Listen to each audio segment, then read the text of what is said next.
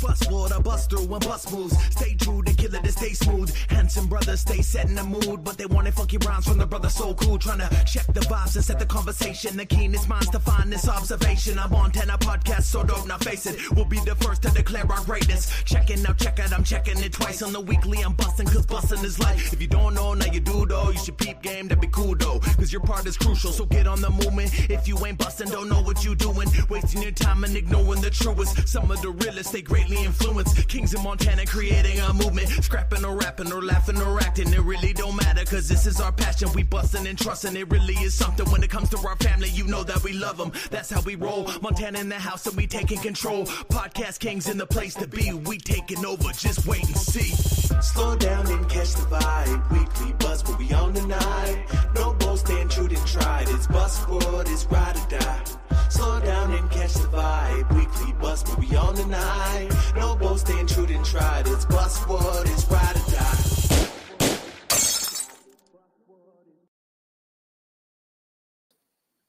Hey everybody, welcome to the Weekly Bus. We are being joined by the fucking man in LA, man. He's made a lot of hits with a lot of big artists. He's an 8-time, let me repeat, 8-time Grammy winner. Now let me repeat, 8 times. 8-time Grammy winner, motherfucking Randy, motherfucking Urbanski. Let's go, baby. AKA Urbo Engineering. What's good, baby? What's going on, gentlemen? Happy to be here. Yes, sir. Happy to have you, man. Happy to have you on. Fucking from Montana to LA, we just got back home. What an experience. We love your state. We love your city. And first and foremost, let's just get into the business, man. Who is Randy, man? The juice and beans, Ty says. Yeah, the juice and beans. The juiciness. Randy Urbanski. Well, I was born in Detroit, Michigan, 1980. No. I'm just a recording engineer, right. Dude who loved music. Wanted to get the hell out of school and come back and do this. So I grew up in LA. I went up to NorCal for a little bit, came back, went to recording school, and pretty much for 15 years, that's been it, nonstop. I'm just a local freelance recording engineer, mixing engineer in town that is just one of the few, I feel like, in this changing industry who's kind of had a little bit of luck on my side, I guess. And I've just managed to be able to work with some incredible artists over the last few years. All right, man. I love that. I love getting into that. Like, so growing up, man, you had the advantage. So you not only have you been lucky enough, but you've also had the advantage to living in the mecca of entertainment, LA, right? Yeah. When I think of LA, I think of the Murs song. I don't know if you know who Murs is, or if a lot of other people, but he's a dope rapper. You know what I mean? I do. It's been a minute since I've heard Murs, but yeah. I think of that song LA L.A. California hot. You know, he goes through all the, you know, what the impacts of LA has done for the United States and the world, really. Oh yeah. You guys are the trendsetters, man. So you've had a really dope advantage in that sense. It's. Even now, you know, there is other media places for music like Atlanta, New York, you know, even Miami has its thing and stuff. But from what I've realized now is LA really is it. Like, they have their own little hubs. Like, if you're not in it, like with the Atlanta people or whatever, like, you know, like, and they're welcoming, but it's just a much smaller thing than LA. And then, you know, like you said too, is Los Angeles has such an image on like television and movies and everything. So anyone from not only the nation, but like the world, I guess, that if they see that sort of like materialism that, you know, they want this and the flashy lights, like, oh, Hollywood, you know, so we kind of attract that sort of type person, you know, just the people that want to do movies, or you want to do this, or you want to own a Bentley, you know, so. Well, coming from Montana, I can tell you that's the exact perspective. When we think of going to LA, we 100%. Think of, damn, this is it, bro. This is the big opportunity. You know, this is the big kahuna. Yeah. And you know, Like, LA has yet to let us down. Each time that we're there, we have fucking had such an amazing experience each time that we're down there. That we learn a lot from down there, because everyone that we're associating with when we're in there is all in the business, bro. Oh yeah, and in the industry, and everybody's always got some dope information or some piece of education to pass along. And if you're smart enough, you can pick it up. If you're smart enough, you can pick it up, and you can also filter the bullshit. That's the important part too, because there's so many people, and it's like, oh yeah, like I tend to notice, like, you know, it's fairly common, I think, that sometimes the more someone's talking or name dropping this or saying that, I'm just going to kind of bite my tongue and be like, you know, all right, I don't know if I'm necessarily buying into this bullshit, because the people, the real power movers I know, like minus like the networking guys and, you know, that are made to talk, like, you don't need to share that information. It's much more of a working. If I'm working on something amazing that's going to change the world next week, I'm not going to just be out, like, you know, talking about it to the dude I just bumped into at the bar, really. You know what I mean? 100%. Yep. There's a lot out here. Yeah. Keeping wins quiet until he already won it. You know what I mean? Yeah. I get that. Yep. Especially fucking, in this game. What brought you into musical engineering? I mean, obviously, everything has, you know, when you get into that kind of career. Well, let's hold off on that. Explain what an audio engineer is first before figure out how you got into it. Good call. All right. Yeah.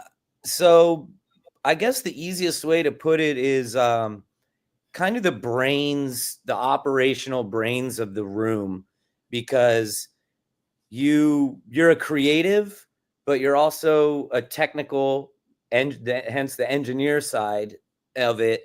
So you're kind of that middleman that can kind of traverse between, you know, understanding an artist's creativity and what they're trying to achieve with the tools and everything that we have, you know, in our toolbox, you know, how to basically find the happy medium, operate the gear, do all that, kind of get them comfortable. And I mean, it is everything from, sometimes the most important part is probably file management alone. You know, I'll be 2 terabyte drives deep of just session work and stuff from 2 years. You know, if you look at how long, you know, people usually put projects out every couple years, they're not working. They're working the entire time. So usually it's that one engineer that is their guy, that while they're on the road, or I'm in a hotel room, or, you know, hey, I need to record this, or, you know, hey, I need these files sent over to Big Sean. You know, it's like,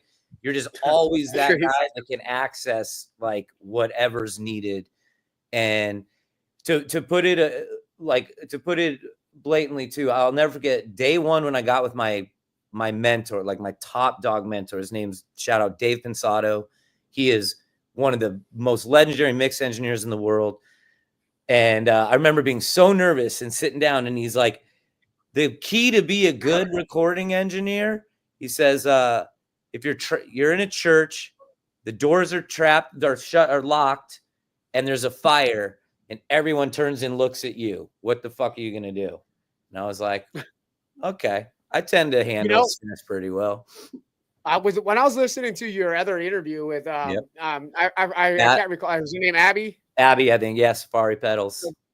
You brought up, and this was going to come on later, but this was a topic of mine that I pulled a cue from, because you gave out some advice in there, man. Mm-hmm. You said, she's like, what's a big piece of advice that you could give off? And your advice was to, when you start getting into these bigger rooms with these bigger artists, not to feel like you've made it, and to understand that you just made it to a new level. I think how you worded it. 1,000. And I fucking love that, man, because I wrote a poem just last night, actually. I won't read it all, but the basis of it was, you know, success is measured off your personal perspective, right? And I think that's what I got out of your message and your piece of advice, was that no matter what anyone else thinks or what you're currently feeling, you gotta sit back and monitor and mentor your mind, thinking that this is just the next level.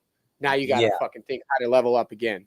Yeah, and I really took that to heart. And I love that you incorporated that into your engineering, because I think you said that was one of the first like learning experiences that you got. Yeah, I mean, it was humbling for me too. I mean, I was, in bands and I was recording and this and that, but then you start getting in a room with like literally the biggest mix engineers in the world. They are every day they're mixing a top 10 Billboard record, Yeah. And it's like, I stepped foot in this room, but you best believe I am at ground zero of knowledge here. And it just gets frustrating because, it's really just in the fire because it was like sink or swim. There's very few positions like this, like working at that level. There's only such a handful of guys, recording and mixing these records. So to get there, it's very sink or swim. So after a decade of like powering through and finally like emerging, like, oh, like I got this. I've been through it all. My mentor would tell me, he's like, you don't get it how hard this is, but when you're done with me, nothing will faze you. Like you're just going to be a monster, And so I say this shit to my intern here, our intern. I say this shit all the time. I said, I may be hard on you, but you're going to need this later. It's no different than a grandfather, like talking to his grandson. It's just like, dude, life experience. And it's like, the younger you are, like until you've lived it, you're not going to really realize like, oh man, my dad really was right 20 years ago type thing, So the game for me, the music industry, it was weird enough for me to pull myself out of that at a time where, everything became more and more digital and on your laptop. And like, we mentioned, I was talking about Skrillex and stuff. These guys, it's like they literally can do everything themselves. So it's like you had this weird mesh of those guys who it's like, okay, you blew up because now, you got TikTok, you've got all the tools, you put music out, things went for you. So now you got, where are you at now? You got flown out to Los Angeles. You got treated to some fancy lunch. You signed some deal. And where are you now? You're now in the big rooms working there. So you had a lot of time of these young gun rappers and whoever, TikTok stars, that they're just like, Mama, I made it. I killed it. I signed a deal. I'm in LA. I'm this and that, and step foot in the room. Hold on. Like dude, come on. Ego. And they're just mad disrespectful. And I'm just like sitting here like, bro, like you are day one here. Like this is a whole other level of That's shit the boys going to LA. Hey, that was the boys' day one of LA, man. Wow, our first trip. We could not fucking believe we were there, bro. And the second trip we took much more business oriented. We were locked in the second time around, but even the first time we worked, it was just it was such a culture shock of an animal. LA's just a different fucking monster, dude. Yeah. It really you could do anything. Yeah, you go 2 miles down the road, it's just a completely different environment, new shops, new food, new people. Well, what we learned, bro, was like from Montana's so slow and kind of I won't say we're outdated anymore because the internet has not allowed that. Everyone's kind of up to date, right? But we're still behind, if that makes sense. By choice. Like we don't move at the pace that California moves. Like the very first thing I noticed, and we've been fucking all over the United States, but in LA in particular, is that LA moves so fast. It hustles. Everything is in motion there, bro. Yeah. And when we touched down, we realized how many people correlated with the same industry that we're in. Mm-hmm. Rubbing 2 nickels to make a dime, baby. Yeah. Like you started to realize that we fit in down there. So it wasn't necessarily that we stood out, we fit in. And that was shocking to us because we don't fit in usually up here. Not that we don't, but we don't. You know what I mean? No, trust me. It's a different world. All my family's from Michigan, Upper Peninsula, like they are in their own fucking world out there, but it's like, I have one cousin, she came out, she was living in Venice, she's out doing her thing. It's just, it's not for everyone, and you have it. It's a big thing to actually take that step and be like, you know what, I'm going to go pursue and go to this other location and chase this down. Because man, 99% of people do not, they'll stay home. So fair point. So actually you brought up a technology question and it brought me to one of my points. In your opinion, how has the evolution of audio technology impacted the art of engineering? Do you think it's made the craft easier or more challenging? And can I add on to that actually and say, do you see AI affecting your position and all that shit? That's a whole that's a loaded one on the AI stuff. The tech itself, I think clearly, even not if you don't have a deep understanding of like the production side of music, the engineering and all this, I think you still are aware that like things have drastically moved forward. And I, you know, like I mentioned, was all the tools are right here in a laptop, more or less, you know, minus a microphone and some speakers and stuff. And I have genuinely made some amazing records just up in a cabin with no internet, just with my laptop and a singer, you know. But to do it that way, like all the stars have to be aligned. There has to be magic in that record, you know, for it to speak through. Like, hey, here's some demo I made in the cabin, and the label's just like, oh my God, this is undeniable. As opposed to when I'm on a $2,000 budget room, you know, and you have a $40,000 microphone, and you've got a, you know, $300,000 console, and it's like that stuff is way harder to use and understand from that era. But in the flip side, using that stuff, it's the sound of music. It's what was mixed records. So it's like it's so easy. I just put it to the board and do this, and like, sure, I've developed my ears, but it's a lot easier doing that sometimes than it is actually just like, oh, I can just do it right here in the laptop. And, you know, and kids who have never professionally worked, so they're just like a half-assed take, and they're like, oh, we can just fix it, or we'll just, you know, do this and da-da-da-da. And it's like the lack of budget, the pace, it all kind of like just keeps a different workflow. And I think the workflow is what hurts the music making the most now. But I think the actual technology advancements, they obviously help, because it's not, you're not forced to only use it. I could still go use the old console, you know? So the more tools, the better. The more tools, the better, I guess. Let's be real quick. The way you said that, actually, because you said, you know, you can always go back to the old shit. Yeah. And you like the way it sounds because you know, it's the sound of music, you said. Totally. I 100% agree. And I think a really good example of that is fucking Man Down. Ice Cube's new album is so fucking good, dude. And it was produced the right way. You know what I mean? It was done the right way. That's all done right out here on Ventura. Same console, the G Series SSL that Dre did. It's fucking incredible, bro. Records. Yeah. Yeah. It sounded so good. When I listened to the whole album, I was like, dude, does this not sound exactly like we used to like listen to when we grow up, man? It was so fucking good to hear. What did you say the console was? It's a British console. It's a SSL. Solid State Logic is the main one we use. I know that Dre, he was on a G. That was like the sound of his low end and all that stuff. So those are, like we're talking about, you're some dude in Montana, you're rapping, you blow up out of your garage. It don't matter. You know, what happens? You get flown to LA, you come work the rooms. Now all of a sudden you're working in rooms that have that $300,000 console and everything, you know, and you ain't going to bullshit me that, like, you know, you've made it yet. It's like, there's a lot of things yet that you need to kind of figure out. So yeah, the technology. No, I was just saying, the technology, there's enough to hang yourself with, but whatever.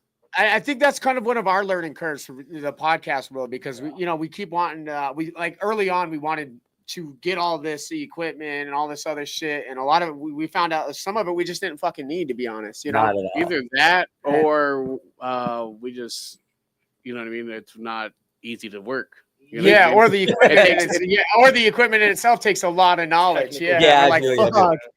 Nowadays, like I was saying, there's just everything is accessible and of ease and combo units. And now, I mean, you really just need like a little interface. Your mic's like, mine's hooked up here, but I won't show you. But it's like the same SM7, you know, it's like $150 mic or whatever. That the biggest podcast, Joe Rogan's on that mic, you know? Yeah. That's you don't need much. That's actually the one Swiss pushes on us all the time too. Yeah. We're getting ready to upgrade our mics. And I can tell that it works, because when you leaned over earlier, I couldn't hear you. You were still talking, but I could hear you a little bit. And then you came, as soon as you leaned back up, you phased right back into the microphone. So something you guys should just look at for what all you guys really need now is even AI will do it. But just like a plugin that it literally is like a D room, and it takes all artifacts, all noise. Like right now, my audio recording like this is probably going to sound really boomy and roomy. And there's this one plugin now, just press a button, it removes all the room, and it's like very direct dialogue. Shut up. What? Yeah. I'll link you after, because I actually had a buddy who literally just did a video on it the other day. I was talking about this last night. So, and that's what I mean now. It's like, yo, I'm watching this video. I'm like, dude, I don't need a soundproof booth. I'll sit right here in my garage, singer with their legs kicked up on the table, cut a record on this $150 mic. I'll process with that way, remove the room, get a direct vocal, do all this. Now I'm looking at the same piece of, vocal that I'd be taking into the studio and treating. So all the tools. That's sick. That's your technology for you. That is. I can't wait to see your whole area built out. Me too. And I love it. We keep mentioning the mannequin, right? Yeah, the mannequin behind you. That's tough as hell. She was from, I believe, a Skrillex birthday party actually years ago, where the team had made basically like a UFO landing on the bluffs of Malibu. And he was like surprised, and there's just a bunch of people out there, and we all had like alien masks, and like I think afterwards they're just like, "What the hell do we do with all these mannequins?" I'm like, I guess I'll take one. Let me take one. I'll take one. All right, so we've been talking. We've been talking a lot of culture and a lot of technical shit. Let's get into you, Randy. Let's go. You've been there, done that. You've been around the block or two, and I kind of want to get into your career here, man. How did you come into being a musical engineer? What led you in this direction? I was in. What's at the door, bro? I think my dad was really into music. He was a hippie out of Detroit, Michigan during, Detroit Rock City era, so he really was a big influence of just feeding me music when I was young.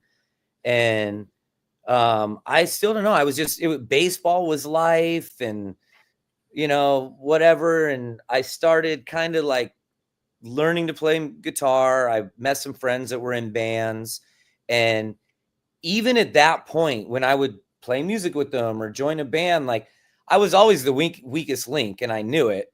And my buddy, who is an insanely talented musician, shout out Shay Stratton, he was just a good friend of mine that just really pushed me all the time. And he's like, you have an incredible understanding of music. Like when we would be writing stuff, I hadn't been a technical player like these guys grew up playing. So I always kind of had that in the back of my head, like, okay, like I kind of like telling people what to do, like not just like, having no theory or whatever. And so then even when I went to college up in Chico, in Northern California, I had met some other bands that I was doing stuff with that were like really good. And I even then knew like, okay, like I'm not a musician like that, but so I started booking shows and kind of doing the other side of things, just kind of getting my feet wet of like, what can actually be done in music. And then I remember going into San Francisco, random story. Friend's band was playing at this place called Bottom of the Hill in San Francisco, long time ago. They were opening for a band called From First to Last. This band is... You know who they are? Well, now Skrillex, that was his emo band back in the day. I don't even know how long ago this was. Like Swiss knows it. Swiss already knew who that was. We're talking 15 plus years at this. I don't even know how long ago they even broke up. But anyways, so I went with my friends, just to support, and they were opening up From First to Last, and they were doing recording sessions at this studio, and it was my first time being in like a professional room. And I remember walking in, and I see that console. I see the setup, and like, that was it. It was like everything snapped for me that day. I didn't even want to play guitar. I just wanted to sit in the control room, where the engineer is. And I was just fascinated with what he was doing, recording this project. And I remember getting home and calling my parents, and I'm like, I'm going back to LA. I'm dropping out of college. I'm leaving. They're like, the fuck you are. They're like, you're going to finish your responsibilities, like be an adult. Then you can get back down there and we'll help you figure it out, And so basically I just moved down here and just counted down the days till I was accepted at the Los Angeles Recording School out in Hollywood. Oh, hell yeah. And dude, I just stayed on it, man. It was really weird to go in there, and I had a class. There's probably like 80 people in this class taking these classes, and they're like, who here wants to be like a recording engineer? And me and one other guy raise our hands. No kidding. And they're like, who wants to be a producer? Half the class, like beat makers, raise their hands. And I'll never forget, the teacher's like, most of you are at the wrong school then. And I remember kind of thinking like, oh shit, like, okay, if I stay with this focus, you know, like maybe this is how it is. Like just kind of just put it forward. I'm going to be an engineer, be an engineer. I sent a resume to Larrabee Recording Studios every Tuesday and Thursday at 6 o'clock. That's in Hollywood, right? It's in North Hollywood, but yeah, right over by Universal Studios. But it's like a very legendary studio where at the time, Dave Pensato, who's my mentor, your mentor, right? Jason Joshua, Manny American, who Manny is, I think he's probably the most Grammy awarded mixing engineer in the world. But that's his building. So I knew I wanted to be there. I applied twice a week for like 6 months. They finally hit me. I went in as an unpaid intern and just kind of grinded, worked the desk, did this. Basically, after a couple of years, I got the call to be an assistant. And then it just kind of, that was it. Next thing I knew, that's when I was in the room. And I'm like, I don't even know how to use any of this shit. And I'm sitting in the room with like the biggest 2 mix engineers in the day one. I walked in. Jay was mixing. He was working on the Growing Pains album, so a Mary J. Blige album, and Mary was there. And Dave was mixing Umbrella, Rhianna. So that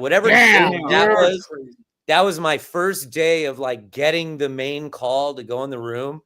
So what is that, 2005, 2006? Sure. Hold on. What's this plaque here? What's this one?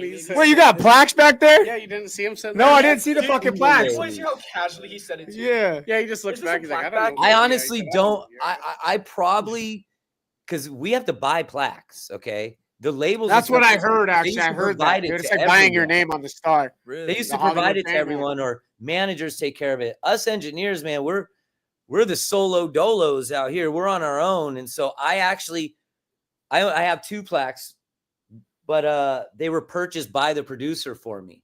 And I'm owed, no joke, probably 150 between billboards and RIAA plaques.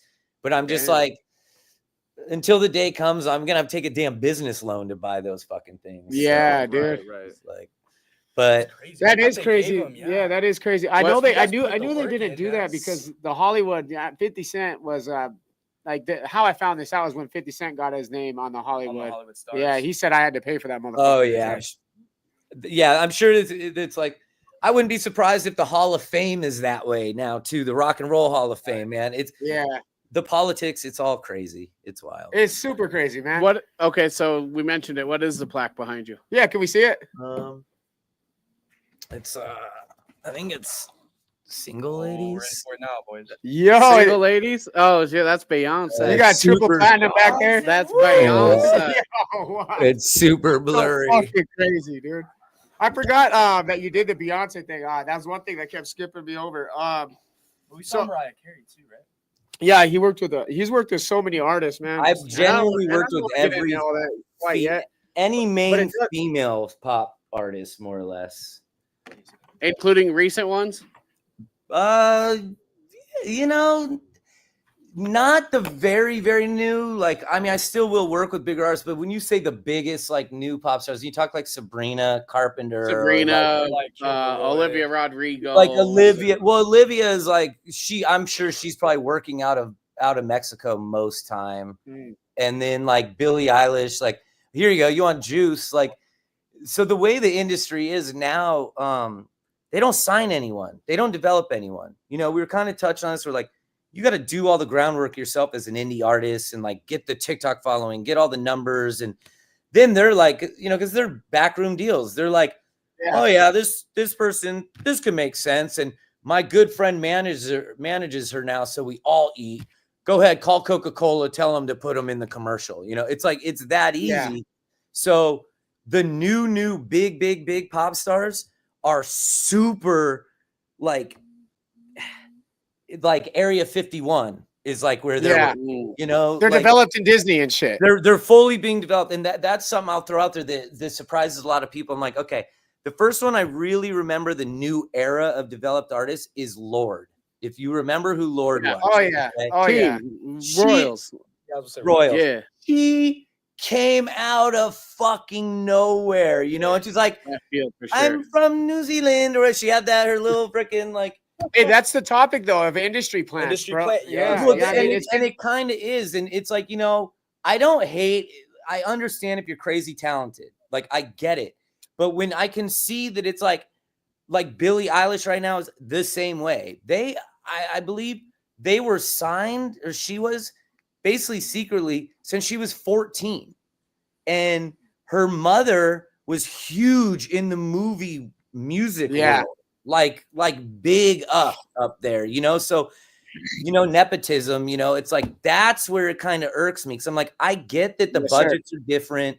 The digital aspect, people are just downloading music, or, you know, Spotify's taking 90% of everything. It's like, I get that, but it's like, we can't cheat ourselves still of like, they kind of secretly develop like Billy, you know, and like release it in a way where it's like, look how cool and edgy they are. And they did this all themselves and everything. And it's like, bullshit, you know, like we know that was a built power of the industry behind them, you know? And if you split that power up amongst a little and gave a little back kind of to the actual people and the artists, like we get back into art. I think we lost the art. Yeah. You would be getting a lot. There is good music coming out now, but you would get a lot more of it right now, I think. So that segues perfectly into my next topic here. You know, the differences of working with the high profile artist versus working with an indie artist, the pros and cons, and what you've noticed and how it feels to work with both. There's night and day differences. It's weird. You know, like I said, some of the brand new ones, when they come in, like rappers, a lot of times rappers, you know, and they'll come in like they've made it because they got their deal and they're advanced and all this. And I love like, oh, you're so cool. You know, I'm like, you probably don't even realize that that's an advance that you have to pay back. So, you know, have fun with that. But like, it's kind of up and down because the new guys, newer artist stuff, they tend to still have that hunger, and you're going to be able to like do a lot of newer cool things and have your hands way more hands-on. Like they're going to be looking at me like, oh, you worked on this project? Like, hell yeah, I want you to do what you do, you know? Okay. As opposed to like, if I'm going in with like a really established, you know, like if you're going in with a Beyonce or something like that, it's like, we've given them the crown. Like they are that image. So we're kind of chasing that, you know? And so not anyone who's just new at engineering is going to be able to be like, I can handle a Beyonce recording session, you know? But the guys like me, you know, up to par, it's like, we're really just kind of there because of our understanding of how she's going to want to work. And like, we can just capture it, but it almost is 10 times easier with artists like that. Cause you think you'd be dealing with ego and all this, but it's like, whatever. Like, it's like, and is that because you dealt with it before? Yeah, you have dealt with it all. Like I said, my mentor was hard on me, and he's like, dude, nothing will phase you when you're out of this. And then I regress real quick, but after that, I worked for a singer and songwriter duo, and the songwriter who was The Dream was the biggest songwriter in the game at the time. That's who wrote Single Ladies and all this. Biggest asshole. This guy, just notorious ego. I mean, a worse ego than any artist I've ever dealt with. And like, so I worked with him for a couple years, and then I'd start getting in, you know, you got Frank Ocean, you got all these guys who are notorious, just difficult, and, you know, they're artists.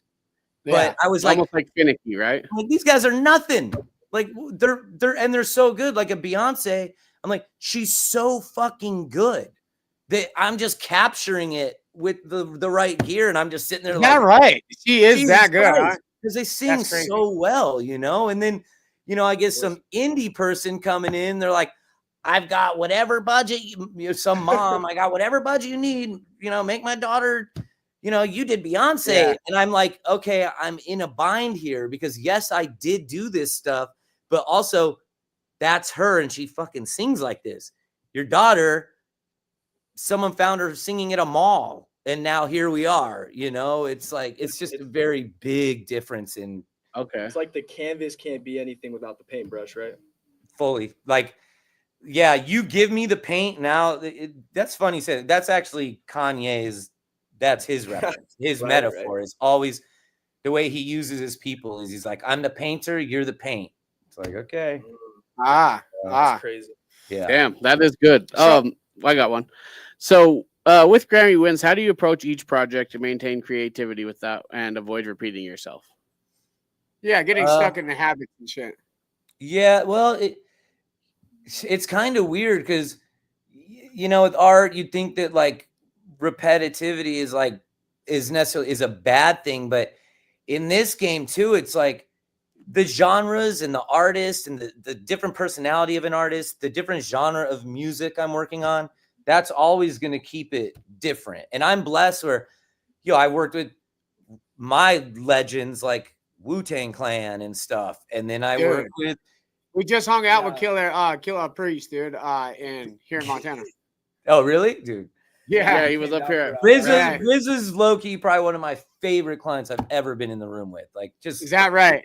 But I've been blessed to do like rap, YG, all these things, and then I do R&B, and then I've done country with Dwight Yoakam, and like so. Yeah. So I was gonna ask you, dude, like, you know.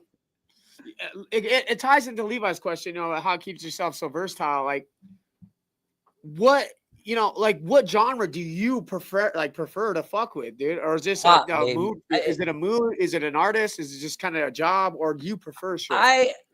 I keep things separate, you know, to keep yourself moldable and stuff.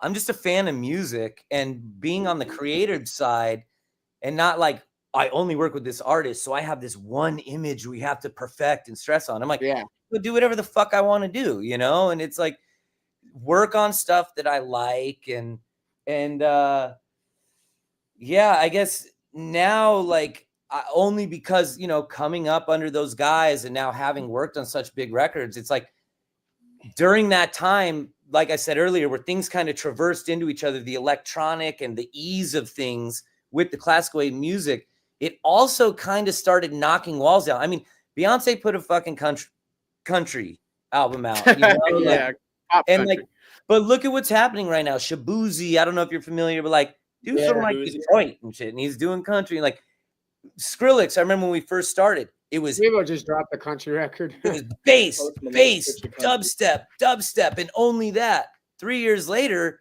he's dropping, you know, he's playing Keith Sweat and like all this shit in his mixes. And I'm just like, what is happening?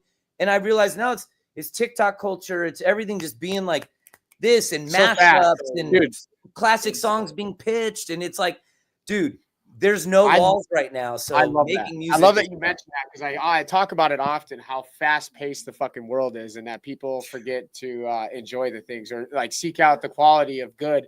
Because everything is so fast paced, you know. And I always mention, you know, we get to our job quickly because we have cars. We get our food fast because we have microwaves. We have fucking our information isn't in a newspaper anymore. We get it direct on our phone. Holy. You know, everything's so direct anymore. Where do you find yourself when you're like? Because I like to fancy myself as a person, like you said, you immediately recognize that you'd be good in a room that you were in when you looked at all the boards and shit. Yeah. I look in a room full of individuals and I'm good at seeking talent. I know what's good. Yeah. And I find myself asking this question to you because in Montana, we have a lot of fucking solid talent here. Yeah. That doesn't know how to be noticed. You know what I mean? So how do you guys find talent that's not like noticeable? Right. I mean, dude, every time I go, being in LA, it comes to us and having the credits I have pretty much every day. Like I can open my DMs and there's going to be people, you know, DMing me or in my emails. And I now I'm at a point where I do like half my time's label like work. Like I just finished a crazy project with this girl Ari Lennox, who's signed to J. Cole.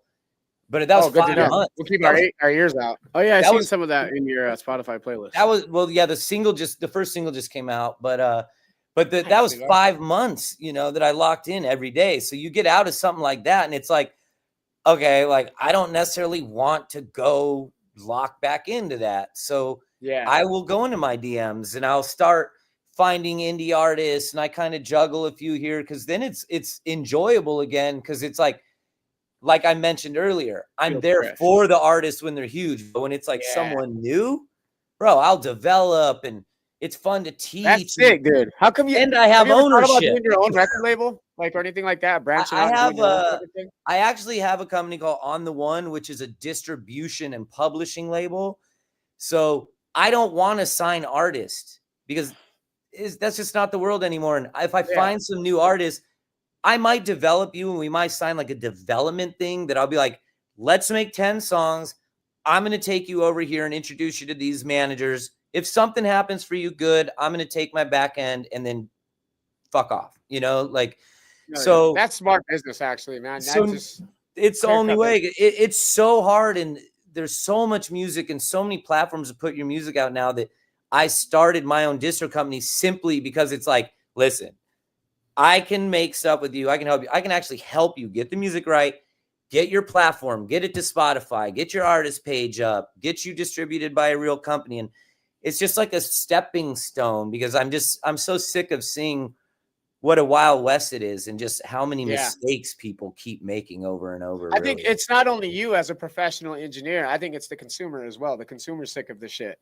Yeah, we're getting, you know, for me, I'm a huge music nut, and so is my brother. And I've gotten to the point where my Spotify minutes have halved because I'm so fucking drawn out of music right now that, like, you know, I like newer music for me. Like, I find it super hard to enjoy. I can't. Damien doubled me in music. I was gonna say minutes. I got 65,000. Yeah, I had like almost 30,000 minutes last year. Mine's almost 10 this year. That just shows you how. Yeah, I swear to God, mine was like 30.1. So it goes to show you exactly what he's saying. Everyone is so tired of this fast-paced, not really thought out fucking projects that's being handed to us as fucking nice projects when they're they're like EPs versus an LP. It's a fucking well, it's a singles game and stuff. Why are you going to make 12 songs and have to push this whole project with no budget when every 3 days or every Friday it's new music and stuff? So you're really just chasing yourself trying to get that one single, you know? So it's really just about it's a singles game right now, you know, like, and you made a point of how down your listening time is. It's also things like COVID had a big effect, because during COVID, while everything else was affected, we weren't. The tour industry, but everyone was still making music, and they can just put it out themselves now. So all the artists and everyone, the labels, even to keep themselves alive, because the labels really only make their money off of touring now. There's no money in streaming or anything. Right. And so they're even suffering at that time. So there was a lot of music being put out over COVID. And then just this past year now, once the touring opened up, they opened the doors. Look at who toured first, the 1%ers.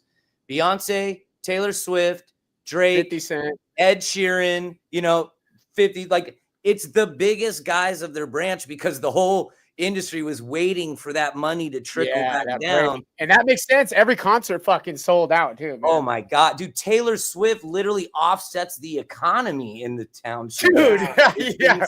Hey man, when we were in Seattle, bro, and we went there, me and Levi went there for 50 Cent. And it was fucking insane, the amount of energy, that concert brought to the area, man. People think they've been holed up, they're ready for it, but now it's like, now that happened, basically all the engineers, everyone had been working, we put everything out. So there was a lot of good music that people didn't realize happening over those couple years. Now this last year, everything's kind of dried up because they're allowed to tour. So they're touring off that. Now everyone's reverting back because the budgets have trickled down back to get into the studio. So right now is a creative year. So after this year, you're going to definitely start seeing an influx in a lot. Awesome. I love that, dude. The ebb and flow of the industry, we just got an insight that we would have never seen coming. That was cool, right? Because and I was gonna say, I feel like TikTok kind of doesn't help with it too. I feel like that's hell no, really being rushed. It hurts. Yeah, that's what I was saying. I mean, that's the quick stroll thing. It just keeps everyone just like, I have a saying of just like 3 days and what's next, you know, like that's why earlier I mentioned like the Jack U stuff and like Single Ladies. Of all the records I worked on stuff, like there might even like, to me, that's the biggest stuff simply because of that, because it's timeless. I'm like, I will still go places and hear this did stuff. The amount of records that I work on that it's like, that's a hit and the kids lose their fucking mind. And then I'm like, 6 weeks later, I've never even heard the song played ever again. You know, it's like, right. It's crazy. Yeah, it's that 15-minute or that 15-second. Well, dude, I just watched a reel of an artist. He was in a podcast as well, and he was talking about the duration of time in songs he's doing. He said, I'm not like Eminem. I'm not doing the 5-minute records. He's like, people don't have an attention span long enough to listen to the whole record. So he's like, what I'm doing, I'm shifting my gear to a minute and a half. That's a minute and a half songs. That's too short. But the majority of records I'm chasing is once I hit 2 minutes, I can tell the majority of the room, it's weird, like a weights release where they're like, okay, like we wrote enough that we're at 2 minutes, like we're okay now. And I come from like I'm 43, you know, and like I live young because I work with young people. I'm always around it, but I'm like, people are like, what do you listen to? We do this. I'm like, bro, I grew up on 90s hip hop, 90s R&B, like real singers. Like I'll tell you every breath of a Boys to Men record, you know? Yeah. They're like very serious singers, very serious the way they took approaching recording that stuff. So now I get in a room and it's some trap rapper walking in 4 hours late, you know? Hey, and I can't even understand the fucking guy. And then he's like, we make 9 songs in 5 hours and it's, 4 a.m. And they're like, hey, yo, how long that record, man? I'm like, minute 50. Like, oh yeah, we cool, you know? And they leave. I'm just like, what the fuck, dude? Like, where is the passion? Like, where's the bridge? Where's the if you want to use any big artist as a perfect fucking example of how a record should be done, this is Eminem and Kendrick this year. Sure, of course. I mean, they did so well. Thank God for album. Kendrick right now. Like, it's so. I mean, go ahead. Sorry. No, go ahead. I was just gonna say, Kendrick is like GOAT. Like, he is amazing. Like, and have you worked with him? I have not actually. I've been around him because a good friend of mine was Dre's guy at that studio I was talking about. Crazy. So all those guys are always, they're in and out over there. But Kendrick, it's weird. Like, and sometimes I like keep opinions to myself because I'm like, you say something that someone takes the wrong way. It's like, what? You hating on Kendrick and this and that. I'm like, no. Kendrick is amazing. But Kendrick also has zero competition. Zero. There's no one else that's out here like, yo, I hold down Compton. I like West Coast rap. Like, you had Nipsey, R.I.P., wonderful dude. Yeah. That's a huge influence. Nipsey, I did a bunch of stuff on like Victory Lap. So I was blessed to work on it. Wait. You worked on Victory Lap? Yeah, I work out of Paramount and he did that entire time. Yeah, hold on. You don't understand. Nipsey Hussle to me is here's Jesus, here's Nipsey, bro. And I mean that. I don't know if you ever met him, but if you did, you would hold him even higher. That dude was such a genuine, caught eye on Black Sam. Yeah, we got to be around Black Sam. Had the 12 people not showed up 2 minutes before he got there, we would have been able to at least talk to him, maybe get a little interview with him. Oh, really? So we had an incident. There was an incident right in front of us too. Damn. Yeah, because right as we got to the order window, we're like, he's like, oh yeah, Black Sam just left. He might be right back. Like, all right, well, if he does, will you let him know that we're here and we want to get an interview if he's able? He's like, yeah, if it's not busy, he'll probably be able to do that. So then we're sitting there waiting for our food, and then 12 people show up. Then Black Sam walks right by. Yeah, I about walks shit inside. my pants, dude. I'm Dude. such a the things that Nip did, not only in his music, but what he did it to his community and how he carried himself as an individual. Yeah, I was just gonna say, as a person, Nipsey Hussle to me was is like there's nobody close to him as far as an influence that's ever in real life for me. Nobody's influenced me more than Nipsey Hussle. That's great. I'm actually, it's nice. I'm glad we're having this combo about it because people gave him his flowers, but he really was underappreciated. You know, that dude was, and dealing with a lot of rappers, like, and he was real. Like, that dude was real. You know, there's a difference from rappers nowadays to like gangbangers. Like when I do a YG session, something like it is the real shit, these guys. And of that type of genre and, you know, quality of music, whatever, he was probably the only one that like, that man would just look you in your eyes, ask you about your day. He just like, that dude, he just painted forward to the kids. That makes me so Really much more happy guy. to know that I look up to the right guy, man. Yeah. Seriously. I'll see like paintings, murals and stuff in his just randomly around LA. And I'm always like, yeah, that's cool. Man. I am going to fanboy when I do meet you out in person. I'm going to ask for your autograph simply for the fact that Victory Lab's one of those albums that changed my fucking life, dude. You know, so many of us worked on that. I think my boy Andrew Grossman had me come in. I should look and see if I got credits on that thing because that's another plaque. I know my boy has that. There you go. Bro, that's a masterpiece. In my opinion, that is one of the greatest albums written of all time. Right Hand to God is my favorite fucking song of all time, man. And it's not even my favorite project by Nipsey. I like the Crenshaws. I like a lot of his. See, and I'm Slauson Boy 2 and Mailbox. You know what I mean? Mailboxes are my favorite, dude. Yeah, the volumes are my favorite. But I love the Crenshaw, but my Victory Lap has my favorite song of all time. Right Hand to God is. It was so well done. It was produced so fucking good, dude. Does Victory Lap also have Last Time I Checked? Yeah, I'm pretty sure that was my boy Mars. He did like all the key production, everything on that. He's someone I'll put you in touch with. He's a really sweet dude, but this dude's history. I mean, he's everything from. I mean, he's part of 1500, which they're like a group of producer musicians here.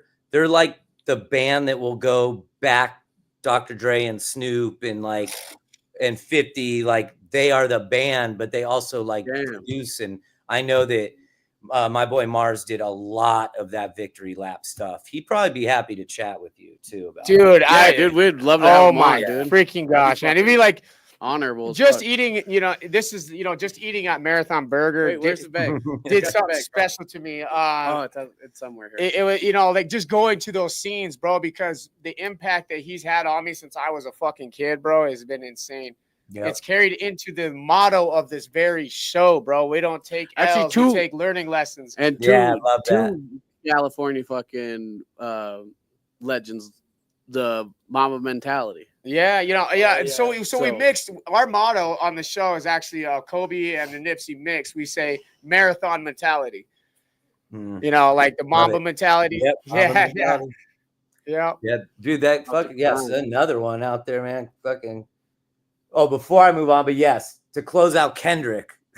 Yes. Okay. Yes, that's where there's like some people will say, there's no competition with him because he's the best. But it's like, it's weird. I think that style of hip hop and like, holding on to like the respect of the culture and like there's a lot of old school mentality in what he does is I truly don't think there's a big enough fan base listening to that stuff anymore to even have that many of those artists doing it. And I'm just thankful that Kendrick genuinely is so fucking talented and he takes it so serious to like every bar has a deeper meaning and this video is paying homage to this. And like, I'm so stoked he's doing that. But I truly am like, if it wasn't for the fact that it was drama against a pop star, Drake, let's be honest, this was not a rap battle. This was a rap versus pop star battle that it kicked off all this stuff and put him off. But I'm like, I'm sorry. Like that number of people, I don't think would be listening to Kendrick because he's done big numbers, but never absolutely. Like this. But not the spike he's had in 24 at all. Not yeah, at you all. can thank Drake for that. You can thank Drake for that. Let's You can be thank real, Drama man. That and Drake. Yes, exactly. Yeah. But thank Mustard, God right? he What up, holds guys? it down legit. He's so. Do you want me to go? I have one. I'm loaded. I'm ready. Go ahead, but I gotta read mine. No, so for the Kendrick thing, I'm gonna go on the record. Everyone since season one, I'm a hard Kendrick critic. I think a lot of people love, I think he's very talented, just like you're saying. I've never discredited his work because it's been awesome shit. I'm just not a fan of his music. I like a different style of West Coast music. I like the Nipsey. I like the YG. I like, that style of West Coast. The Tupac, the Ice Cube. I like the gangster shit. Gotcha. I like the game. You don't want to have to. I love the game. Yeah, I love the game. You know, you don't want to have to think. You don't want to have to think about your rap bars. Like that's very. Well, that's not entirely true because I'm a huge Nas guy. I love Nas. I love. But that's in that world. Like I feel like it's like storytelling hip hop. It's like right. Yeah, I'm a storyteller hip hop guy. That's why I like 50 Cent a lot. You know what I mean? Those are the kind of guys. Kendrick for me, and it's maybe it's intelligent rap, but I'm just not into I'm not into what he's into, I guess, so it doesn't strike to me like it does to a lot of other artists. And I'm a nasty Nas guy. It's a weird middle ground. You ask like what genre my favorite, and all this, like I say pop, right? And when I say pop, people are gonna be like, oh, the Katy Perry, and this is like no, pop's whatever's popular. Like right now, like Post Malone and all that is pop music. And it's like, and so I'm like in a weird place of like what I like, because it's like, I talk shit. I'm like, these people only want 2-minute songs and no bridges and this and that. And then you got Kendrick, who's like, I'm like, hold on, let me get out my thesaurus and like follow along. This guy's talking about, Yeah. And I'm like, I guess I'm like, I have mad respect for what he's doing, because I'm like, not enough people take the art that serious enough. Yeah, or I love that platform to be that weird, because normally if you're that big, you got the label being like, nah, we really just need that song that's gonna, go off in the bar, like Kendrick's doing whatever the fuck he wants. I'm on the boat with you where I'm like, I don't necessarily love it. I like, because I can't just put it on and be like, yeah, and I'm singing along, and like even Nas, I can listen to a Nas song 3 times. It's got a super hook. It's catchy. That's one of my favorite. Kendrick, it's like, my guy, like the people that really fuck with your record literally are like sitting down on headphones and like dissecting your project. Yeah. Going deep. And that means you can be addressing like internet trolls, you know what I mean? Because he does do that. You know what I mean? He'll bring an internet comment far left side that you have to know the whole story behind that whole bar.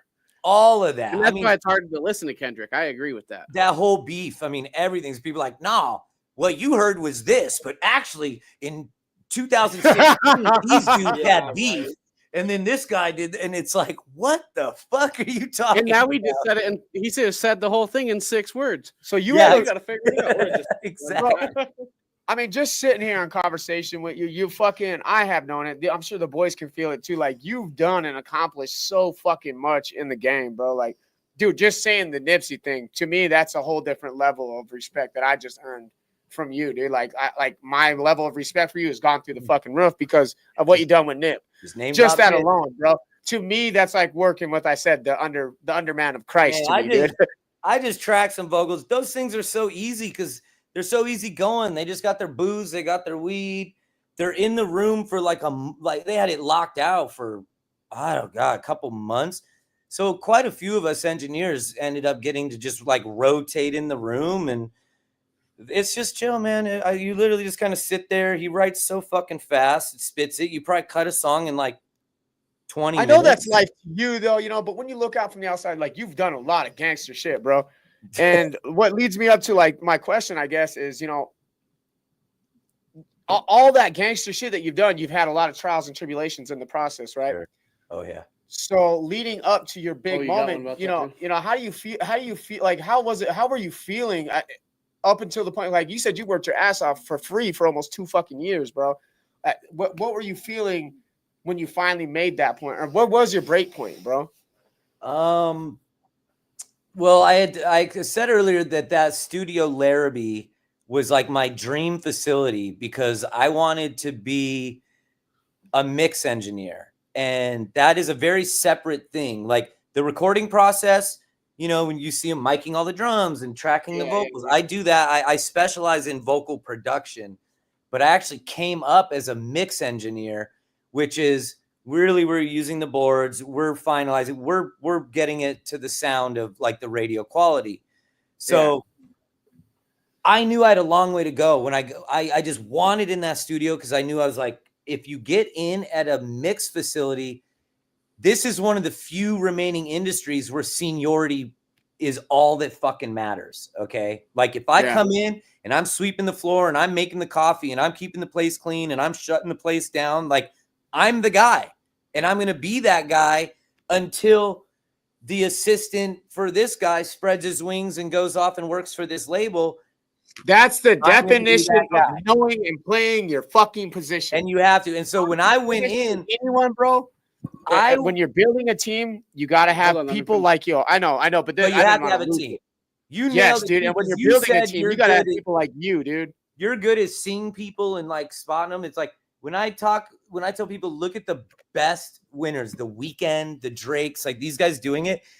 People actually know their team. They know their manager. They know 40, Drake's engineer, and all these guys. Yeah. Because Drake is Drake. Drake's in Vegas gambling away for a week, flies home, and his team, they A&R, they pick songs. His producers made the beats.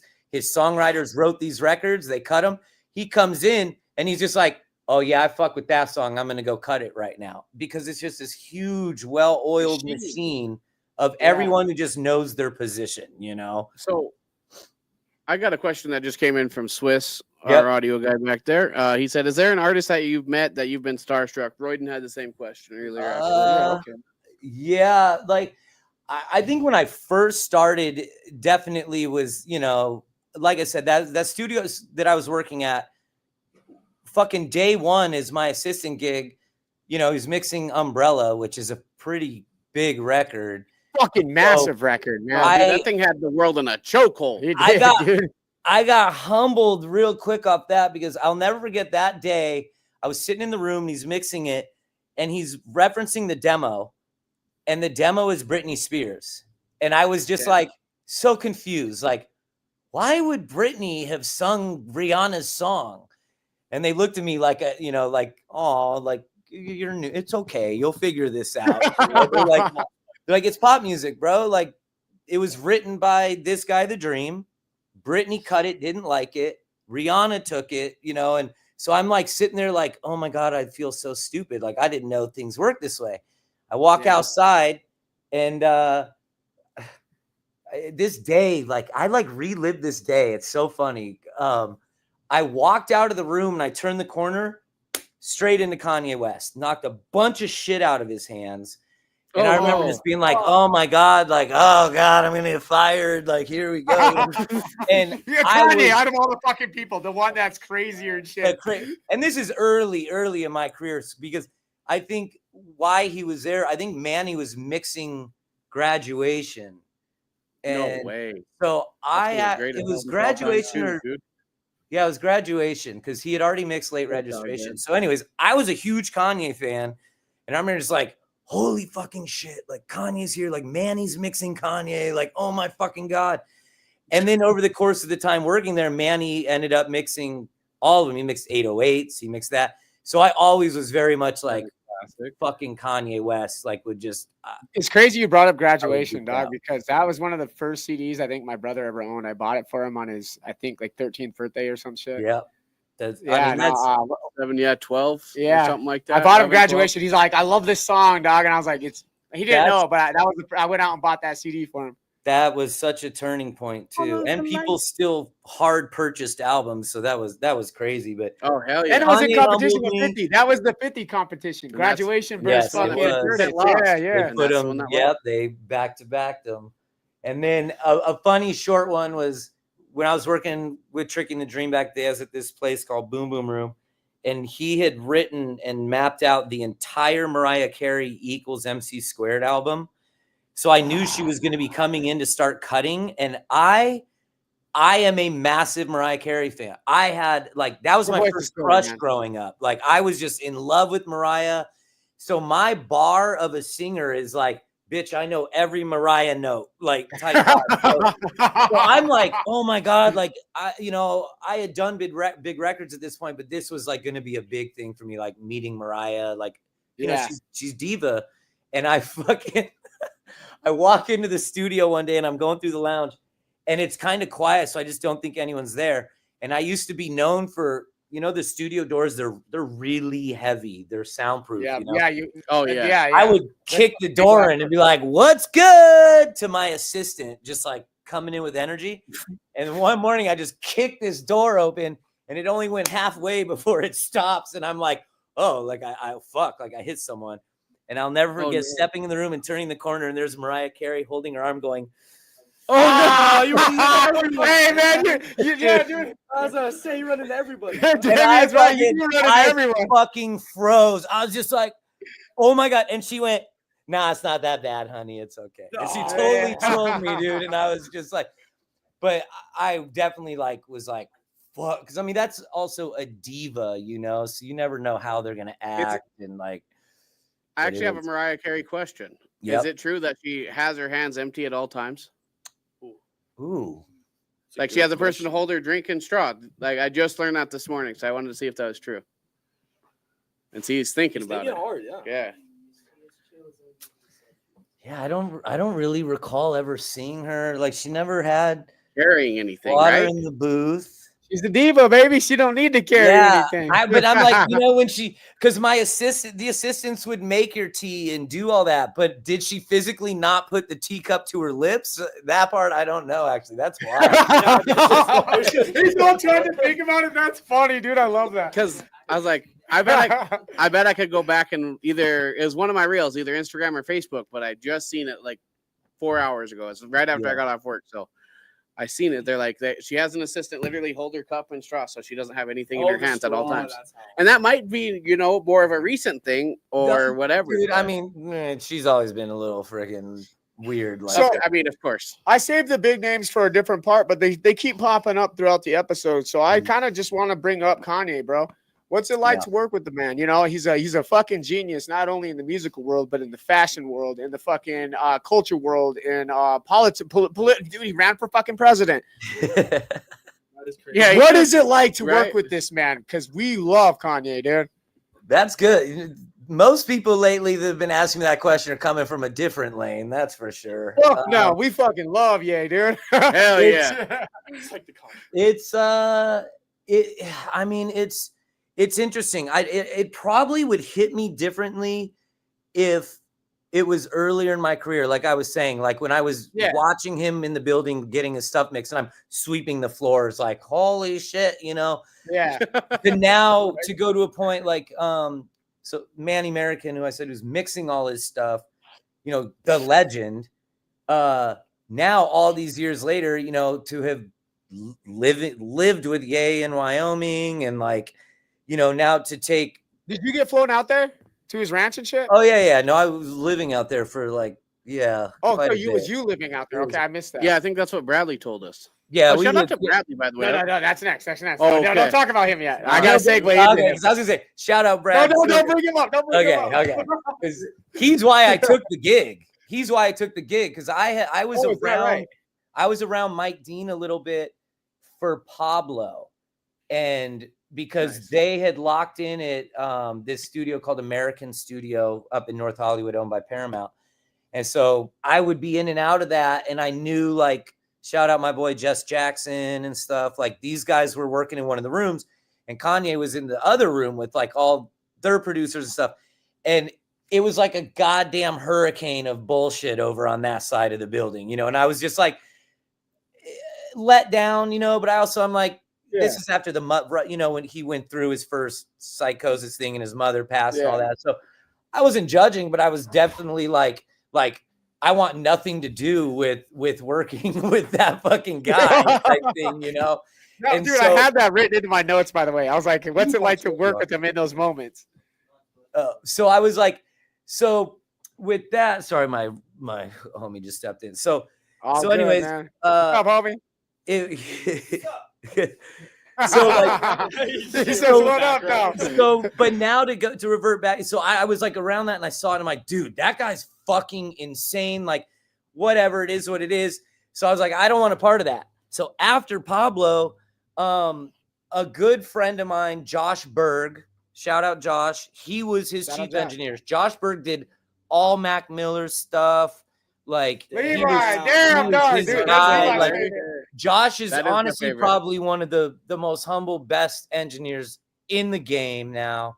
And he had started hitting me up and he's like, hey, yo, I need you to get out here like on this Kanye stuff. And I was like, no, thank you. Like, I'm totally good. So, like, for months, he would just kind of reach out like, you got to come do the Kanye shit. And I'm like, yeah, no, I've worked with under crazy people and like, I've been through it. Like, I'm good with that stuff. And so then he brought in another guy who's another friend who happened to be Wiz Khalifa's guy forever. My boy, Andrew Drucker, shout out Drucker. And so Drucker's there. And both of them start hitting me. And they're like, dude, we are in full swing album mode. We have not slept in 3 weeks.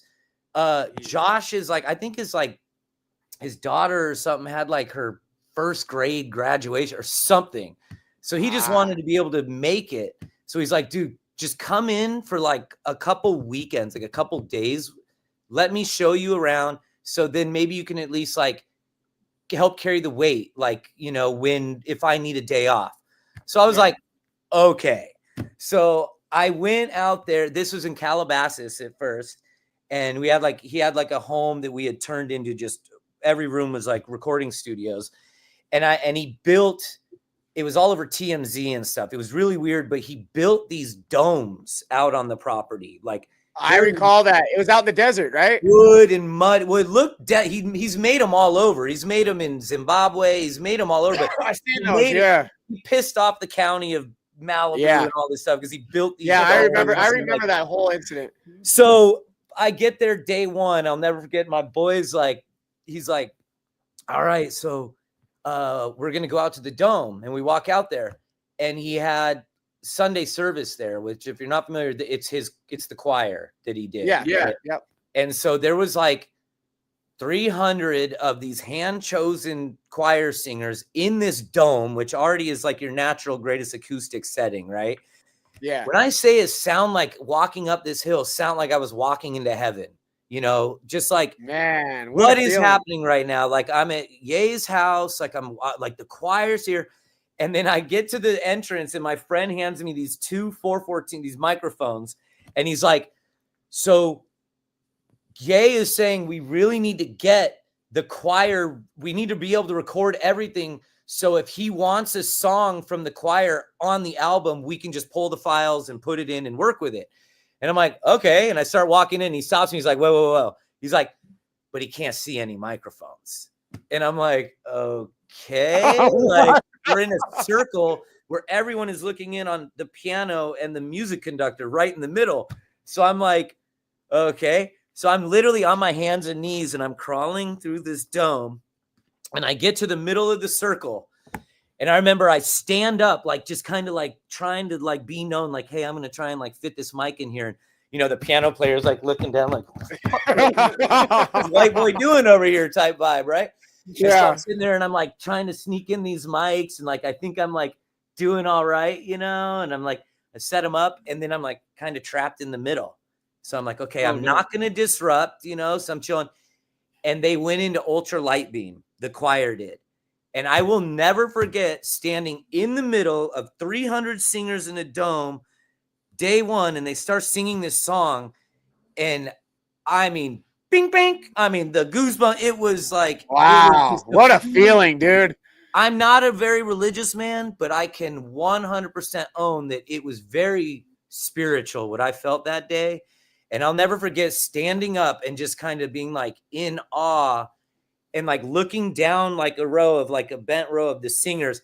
And they're like holding this note and them looking at me with the eyes like, I know, right? Like, yeah. And I'm dude, just like, that story is fucking like sick, ultra dude. light beam, like, oh my God. And I'll never forget, I'm looking at the singers and I'm frozen with goosebumps. And I'm looking around the room and I look across the dome and I lock fucking eyes with chubby cheek fucking Kanye, just like this. Like, just staring at me. And I remember just being like, oh, like, okay, like kind of snapped me back in. And like, I gotta go. And I gotta get out of here. I was like worried because he's so temperamental, you know. I was like, did he not want me just standing there like enjoying or something? So then when we all tore down and he was walking by, he didn't even look at me, but he like walked by and he was like, pretty special, huh? And I was just like, okay. So he noticed that I was really like, holy shit. Soaking it in, yeah. And so then that night I worked alone. It was my first time with him. I tracked him. And I kept joking to my friend. I'm like, yeah, this is amazing, like spiritual. Like, I'm glad I'm able to come in and help. You know, I still don't want the job. And then the next morning at 9 a.m., he called me and he's like, hey, man. So he let Drucker go and he said he just needs you here full time. So I'm like, I was like, like, you know, it's a pat on the back because it's like, dude, it's Kanye. This guy has worked with every engineer. He's traveled the globe. So if anything, it is a major ego boost and it definitely feels good. But it's also like, I've also been doing this long enough where I kind of choose not, like, I don't need to be in insanity environment. I don't need to work 22 hours a day, every day type thing, you know? But it just fell into my lap more or less. And I don't know. How have you remained so humble? Because, you know, to be honest with you, you're just a cool motherfucker, dude. And the time that I've had with you is they're not my records. They're not my records. I worked on them. It's amazing. You know, I may have a little back end here and there, but like, dude, I might be a different person if I had Kanye West. I mean, they are your records. You got records to prove it. You got one behind you. You got the credits. You got the credits, Can we bro. see your Grammy? Can we see your Grammy real quick? The back end, the big money side. Yes, sir. That's where they keep us. There's the big kahuna, man. It's very dirty. Which one is this? Oh, Jesus King. This is crazy. Which one? This is the Jesus King. Oh, nice. My first on here right there, exactly. Hell yeah. The Beyonce is with mom and dad, and then the Jack U is, I don't even know actually where that is. Well, Victory Lap won a Grammy too. I don't know what it was for. I honestly, that's what I was saying is I'd have to look and see. I think I was credited, but dude, the politics. So the thing with Grammys, let's look at it this way. That's a whole album, all right? Let's say I engineered on 2 songs, okay? I don't qualify for the Grammy if it's nominated because I have to have worked on over 70% and been credited on as a project. Okay. If one of those songs was the single, and let's say it got picked up for like rap song of the year, it was Racks in the Middle. That's the Grammy winner. Then I'm involved with it. That's why when you even were like 1-time Grammy winner, 8-time, it's like, dude, people ask me, I'm like, so I have these. Oh wait, that's how I keep score. I'm like, I got. It's probably hard to see, but it's just the kill counts because I'm like, just a dash every time I receive the plaque because sometimes you're a Grammy participant and you're on all the credentials and everything, but you haven't been on enough credits of that album to get. Go ahead, Levi. And that was my fault, man, because it's the Grammy. It's Grammy.com. It's the Grammy. Dude, trust me. Dude, I don't want to take responsibility for that. You're good. You're good. People ask me all the time. They're like, did you work on this? Because I don't see a credit there. Oh, I see it over here. Or not this. And it's like, it just kind of is a sign of just how really kind of disrupted and fucked up like that side of the music industry. On your accolades or your accomplishments, but like, you know, as far as accolades and awards go, is Grammy the highest? Because there's the AMC, you got your MTV, or the RIAA. What is the highest award? The Grammy is hands down the highest. The Grammy is the Recording Industry Association of America is we set the bars. They are the ones taking law changes to Congress, CMTs, American Music Awards. Those are all good award shows, but they're all compartmentalized. Yeah, right. The Grammy is everything, you know. Okay, all right. So Mine I guess was- I've never truly understood that. And The only always way think it's split is national. It's here, and then it's like now you have the Latin Grammy too, which honestly is like, especially nowadays, I feel like we could kind of start meshing it all. But the Grammy is hands down the highest and hardest accolade. Simply, well, let's give this man his fucking flowers, boys. Yeah, yeah, let's go. I got a question since we were before we get too far away from it. Yeah. Did you ever meet Mac Miller? I did, yeah. I have, luckily enough, a very, what I consider one of my best friends is this guy by the name of Nick Coletti. You may know him as the guy who started Dude. It was like a fucking thing. Yeah, he was a big, like, whatever that. That's funny. The whole room. I don't know what that is. He was a big Vine star. I think it was Vine. Whatever Vine. the fuck was around before all those things. So he befriended a guy, Getter, in the music industry that I worked with a lot. And he's from Pittsburgh. So he actually, it wasn't even through music I met Mac, which, to be honest, he was such a fucking awesome dude. I'm actually glad I met him just like on some homie type shit, because, you know, he was a very met Mac. guy, but Very briefly, he was cool as fuck. he was he was an intellectual. He was a very caring dude. And I just lucked out that my friend happens to be friends with Q, who was Mac's manager forever. Yeah. And so he just ended up kind of being around. And then certain times too, like I think one time I did go to studio. I think it was Josh Berg I mentioned earlier, couldn't work, or Vic Weinstein, another engineer who's Tyler, the Creator's guy now full time. But they were with Mac. So shout out them. They put me in the room with them. I got to work a little, but yeah, I met Mac on some friendship. I got to spend some time with him at Coachella when he was dating Ariana, and that was perfect timing. I'm glad you mentioned that. Dude. It was just weird because it's like he was clean at that point. And like, you know, they come California sober, they call it. Yeah, California clean. I don't even, because we definitely were smoking blunts together. But like, I just remember being weirded out because, you know, you asked earlier, does anyone like make me like go starstruck? And no, sports stars. But sometimes there will be a level of artists, like when I can't remember, we're in some trailer at Coachella and Mac and Ariana walk in, and even then I'll recognize, like, dude, like, I make big records, so I understand what it is to be someone who does numbers like Ariana Grande. It's just like, holy fucking shit. You best believe I'm going to wait for any opportunity I have to sneak in and be like, oh, you need a new tracking engineer? Like, but she was fucking hilarious. She was pounding whiskey while Max just kind of smoking and staying sober. And I remember just being like, "Atta girl." This is kind of backwards from what I would have expected, dude, for sure. But the reason why I wanted to segue so perfectly is because, you know, the death surrounding Mac was highly controversial. But, you know, isn't it a lot of deaths of celebrities highly controversial?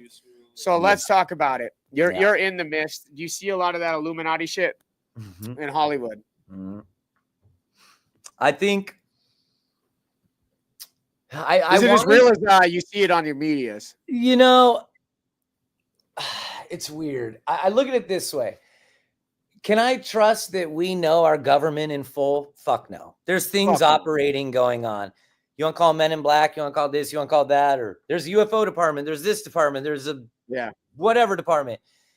I don't think that it's like there's like the Illuminati. Like they're there. There's powerful groups, just like the Bilderberg groups. Like there are clearly the 1%. Commission, right?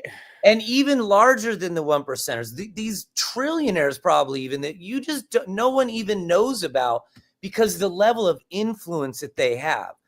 So does that probably trickle down in some sort of fascist, fucked up way into controlling big industries like music and stuff? Abso-fucking-lutely. You're always going to have that. Do I take it as far as thinking it's like, oh, that was probably their, like, what do they call it? Like their their shame induction, or like, you know, like they have to You get like, the humiliation rituals and things. Right. You know, I have been around these biggest artists, the Jay-Z's and these guys, and I have heard conversations about this stuff. And it's funny hearing their take, because they're like, when you see someone that is so, they're not even off put about it or eye roll, they're literally like laughing about it. Literally, it's just like, dude, like how fucking far could people possibly take this thing? You know, it's like, like, no, I don't think that it's like private little sex rings and stuff. I think that's very much like a P. Diddy thing on his own. That was a man who had so much. Diddy is a real thing. But he had so much power and so much money, and like, if no one's stopping you and you just kind of work these ways and get away with it, like there are plenty of people I knew that would go to the white parties and their jokes were, oh, you just know you leave before it gets late or before it gets weird. It's like, so what does that mean? Like, what's going on? And they're like, no, you just, you just hear it's like they into some weird shit. So we're not into that. Like, so it's like these people find their own. I don't, so they may make a deal and get a Nike endorsement, maybe because that dude is in some secret fucking society and they have some fucking thing going on. I do believe that it goes to that level. I mean, the most privatized and most rich schools, from Yale's to all them, they live and breathe off their private societies. And that's where all these people graduate from. They all graduate from there. They're all business owners. These aren't even music industries. It's like a political Russian guy who owns Warner. Like, I guess that's my like from your personal experience, you haven't seen none of that shit. I've just seen like stuff that it's more like, wow, that really worked out in your favor really quickly as soon as you went to this manager that did that deal. And I think there is stuff backroom behind that, but I think it's just much more of like, it's much more private gatekeeping, personal fucking rich invite. Gotcha. Gatekeeping. Thank you. You know, I don't think it's like Jay-Z had a good point. He's like, yeah, I'm here working on my fucking album for 4 years, trying to perfect it, worried about the streets holding me still as one of the greatest rappers. But I'm going to listen to this 80-year-old fucking Illuminati guy to come in and be like, you know what you need to be talking about? You need to mention this. It's like, bro, like, let's be real here. No, there's no fucking way that it's at that level here. No. But backroom deals and thing, sure. The 1% runs everything. We all know that. So like you said, you've had the opportunity to work on amazing records, huge records. What's your favorite one? Your personal. That's a good question. That's a good question. Damn, I don't even really. Ooh, man. I got one to basically piggyback after you have that. Oh, that's tough. Like Single Ladies was a good one again, because like I said, like it's a timeless record. I go in the mall, I hear that shit, and I see a mom like, you know, like. Yeah, she be doing this number? Yeah, they're doing right. That's a different level of now. Oh, you got a TikTok dance. That's fucking cute. No one's gonna do it in 3 weeks, you know. But the Single Ladies thing was very timeless, and it was a huge record, so that felt very good. But if I had to really choose like one thing that like was amazing to me, is probably the Jack U, because people don't realize how much that Where Are You Now, the Justin Bieber song, doodle-doodle-doo, sorry. Like, there wasn't a single pop song that had a vocal hook for 2 years. They were all loops of sounds and stuff, and everyone chasing the sound that was done there. Just since coming back from LA, did I watch another reel that Justin Bieber was explaining? He's like, that's actually my voice on the in the hook. And they that's just Skrill. Yeah, it's and right. It's like a Skrill did a video too, where he literally, dude, you just take one. That was the funny thing working with Skrillex was, so he's, again, is it better to work with established or work with brand new? Sonny was brand new as a dance guy. Atlantic Records had not signed a DJ at that point. So hard, dog. Early Skrillex was fucking out of so Skrillex goes so hard, he's doing his own thing, right? I see he's coming in. I'm like, I tell the studio, I'm like, I need to lock in. Like, I fuck with that dude. Like, you know, plus I like met him with his band. So I have a story to tell him long ago. So he comes in. I tell him about the San Francisco story. I was at his show, went into recording studio. It changed my life. I was like, I'm going to be an engineer. So him and I hit it off great. No one has touched his shit ever at any point at this. He does all his own stuff. He'll send music and collab, right? So he has this group, Birdie Nom Nom, there. They flipped this song that is going to turn into Wild for the Night at the time.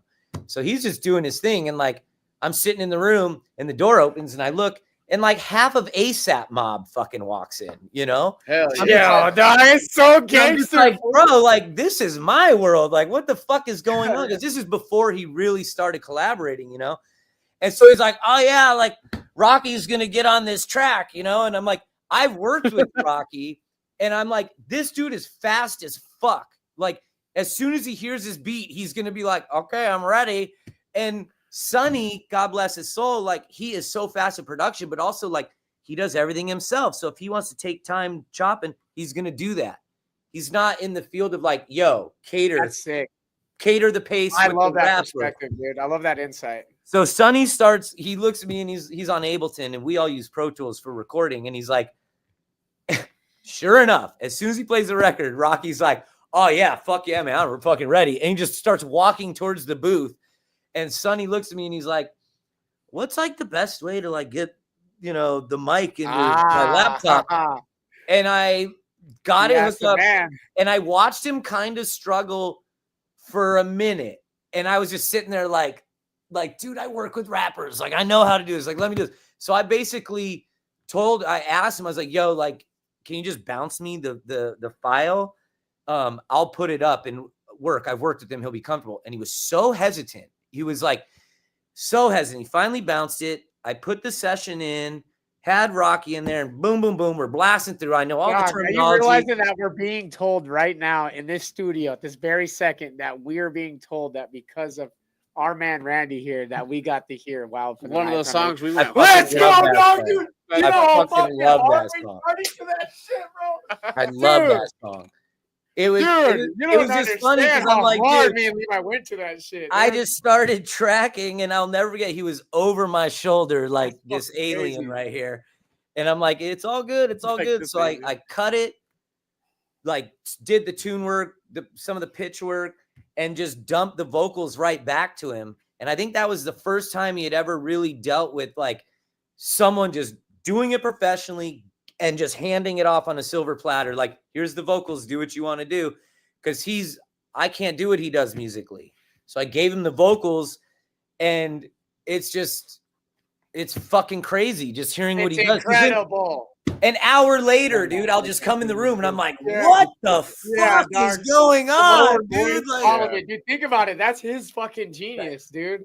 It's so, dude, it's so cool. I feel so fucking honored to talk to you, bro. Like, for real. When we were mixing Purple Lamborghini, if you know that song for Purple Lamborghini, Rick Ross.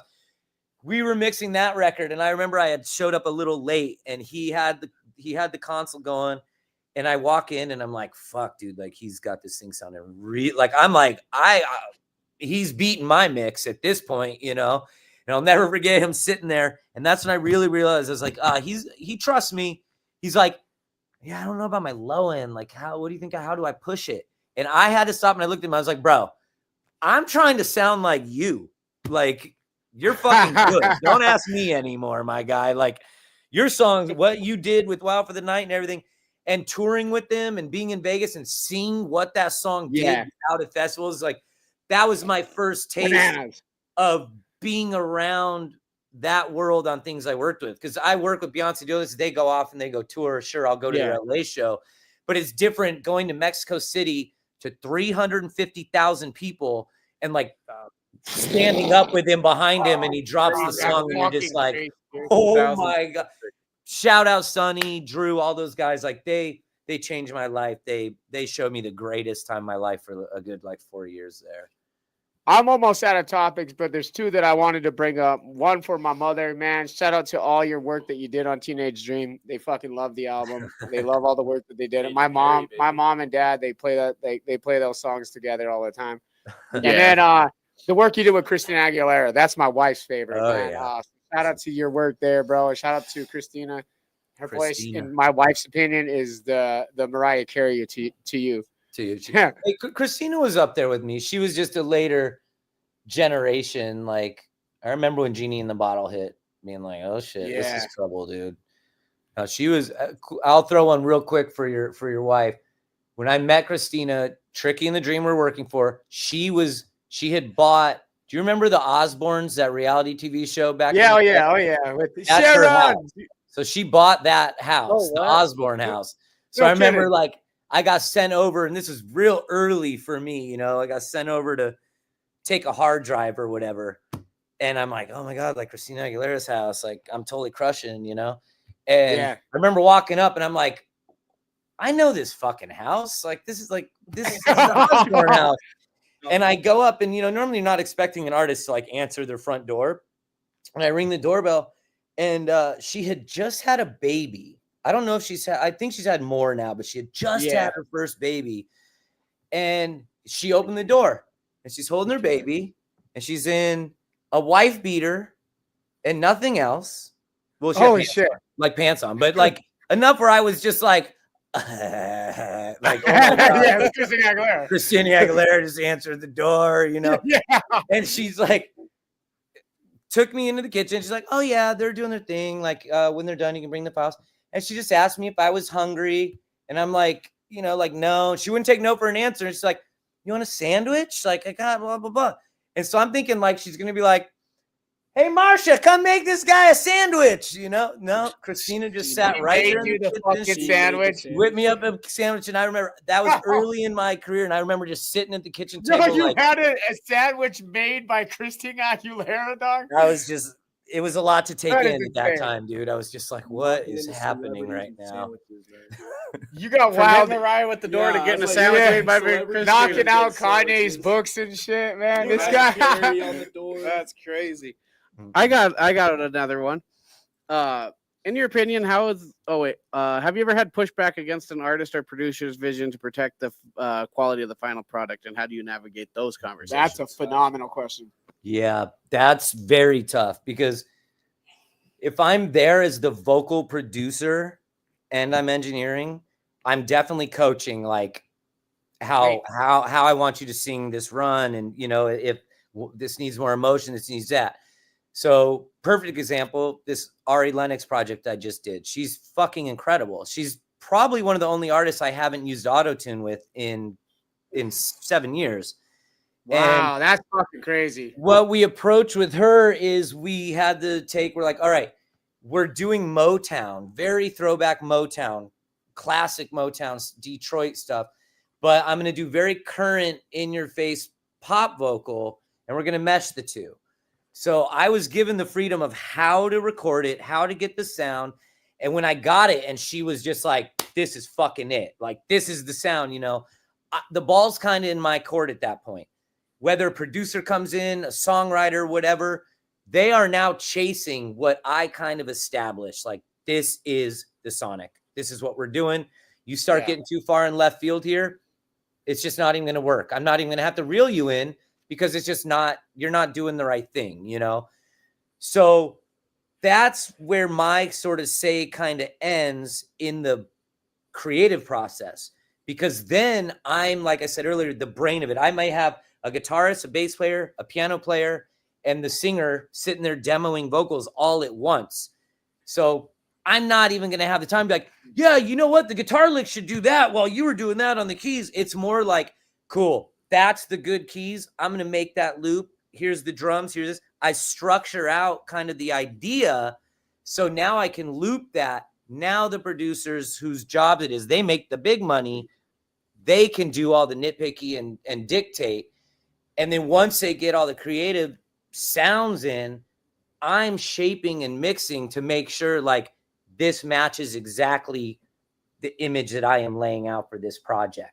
So as long as they're not going too far off. And again, at this level, everyone is so pro that like, it's rare that I have to be like, the hell are you playing? That is not it. You know, because I'm like, I'm like, you are like Anderson .Paak, like on a, like some California type rap beat playing drums. I'm not going to tell you how to play the drums, you know? So I just shape the sonics, let them do their thing, make sure everything fits. And then when it gets towards the final stage, then I come back in, and it's really with me and the artist to kind of decide like what makes sense here, you know, like, do we need the guitar solo or not? So speaking of that, you guys were at Andy's place when we were in Los Angeles. You guys went to a show there, right? Yeah. Or was that just Brad? Or... No, Brad. Were you with him or no? I didn't meet up with Brad. He hit me. He's like, hey, link up with these guys. We're going to go out to this place. And I just never heard from him. I was like, well, but. Yeah, let's talk about Brad. Let's bring in Bradley Gents, man. Let's talk about our boy, dude. Let's thank two people real quick, actually. Yeah. Shout out to our boy Harvey Singh. Yeah. The motherfucking man. He brought us down to Los Angeles of Singh Contracting. If you in California, Montana, North Dakota, South Dakota, if you need a roof, siding, or gutters, you hit up our man at Singh If it wasn't for Harvey, man, this LA trip wouldn't have happened at all. We were done for the year. We traveled our ass off this year, and so we got to thank Harvey and Taj for showing us out, doing it LA style, doing it Harvey and Taj style. And actually, we got to also thank Josh for getting us into EP and LP. Oh, yeah, and Trinity Boxing. Trinity Boxing LA, dude. Oh, yeah, that's right. Boxing. Oh, you went to EP and LP. Otherwise, we would not have been on this rooftop bar to meet Mr. Josh Bradley is our boy, Gents. too, man. So shout out to Josh, Harvey. And then what brings us to Urbo here is our man in the middle is definitely Bradley Gents, man. Yep. We met him on the rooftop of LA, showed out. He showed us how to fucking party proper in LA. Yeah. What a fucking... I'm going to show everybody something real quick, all right? He's the best. Once you give us just a minute, 15 seconds. Here we go. Be right back. Slow down and catch the vibe. Weekly buzz will be on tonight. No boasting, true and tried. It's Buzzword, it's ride or die. Slow down and catch the vibe. Weekly buzz will be on tonight. No boasting, true and tried. It's Buzzword, it's ride or die. This big dog will fight when you rattle his cage. You'll be sorry that you messed with the U.S. of A. Hey, Montana boy, here it is. Cause we'll put a boot in your ass. It's the American way. Hey! Fuck that. I'm screaming out. Fuck that. Fuck that. Fuck that. Woo! Fuck that. Hey! Hey! Hey! Hey!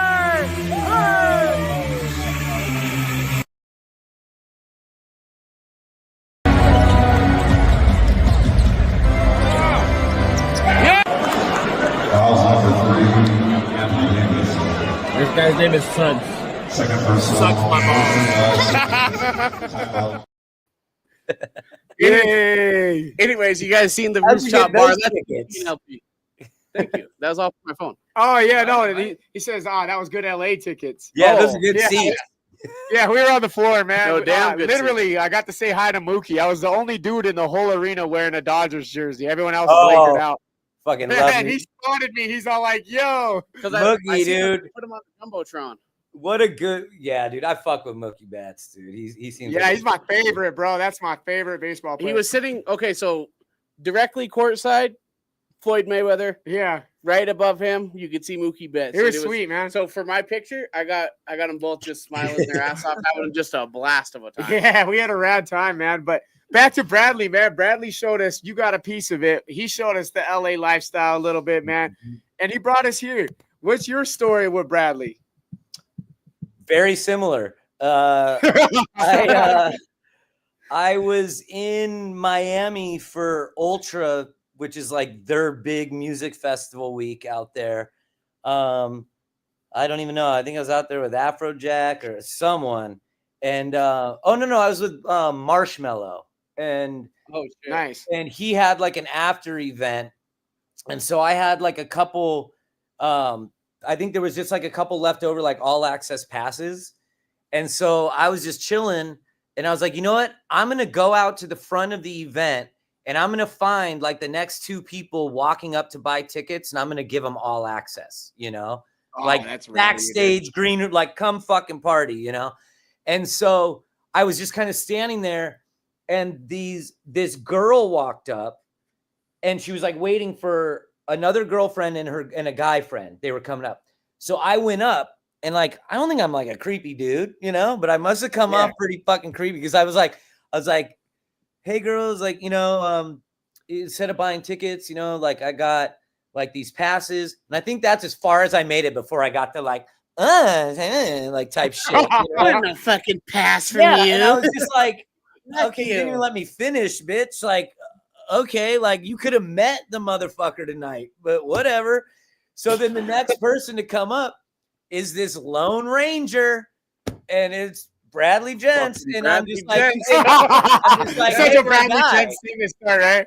I'm like, my guy, like, you solo? He's like, yeah, dude. Like, all my homies they're at this other thing. He's like, I thought I'd just pop over and just see what it is. So I just gave him like an all access thing, and we rolled in, and he's just like, dude, let me buy you a drink. And I'm like, dude, there's free fucking booze back here, you know? Like, and he's like, no, like, let me buy you a drink. So I'm like, all right. So we have a drink, and then we go backstage and we're hanging, and I don't even remember the story, but through like, you know, 6 Degrees of Kevin Bacon or whatever that fucking song is, you know, Bradley ended up being like one connection away and knowing this other DJ who goes by the name Jaws at the time, who's at the event. And so they ended up knowing each other. And so it just kind of was this thing. And I saw how he carried himself backstage, and he was just super fun and like getting the bottles wrong with everyone and just networking. And normally even my friends, when I bring them around clients, I have to be like, all right, guys, like, it's a party, but it's also like my job. Like, don't make me look like an idiot. And he knew how to carry himself, and like we hit it off. And then you think he showed you shit around LA? Have that fool take you to Miami, bro. We love Miami. Miami loves us too. Every bar, every place, every bounce, he'll just sort of walk up like, what's up, my guy? They're like, my guy, like, dude, that's like, my fucking energy with him. I love this guy, 7 dude. a.m. been up all night. He's like, no. We got to go to this little empanada hut in this hotel.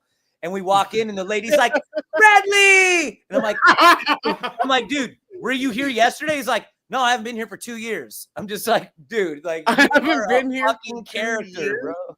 Holy fuck. Hey, man, the last thing I got to ask is I asked his brother, I said, is he like this all the time? He said, yeah, dude, this is definitely Bradley, dude. All the time. The only time his brother was cool, man. He was dressed like a 1950s greaser. Yeah, Blake might have been with him too. Blake's a greaser. Yeah. Like, or this little El Camino greaser boy. But yeah. Dude, and then it just turned out where I was like, my parents had just moved to Arizona, and I was going to be going out there for the holidays, and I don't fuck with the desert. Like, and he's like, oh, I'm from Arizona. Like, I got a house out there. What? When are you going to be there? So we linked up over the holiday, and he showed me everything to do in Arizona. I was just like, man, Bradley's travel guide. No, for real, dude. We're really happy we came across him, man. He was that sounds like some Bill and Ted shit, dude. Yeah, no kidding. You know what I mean?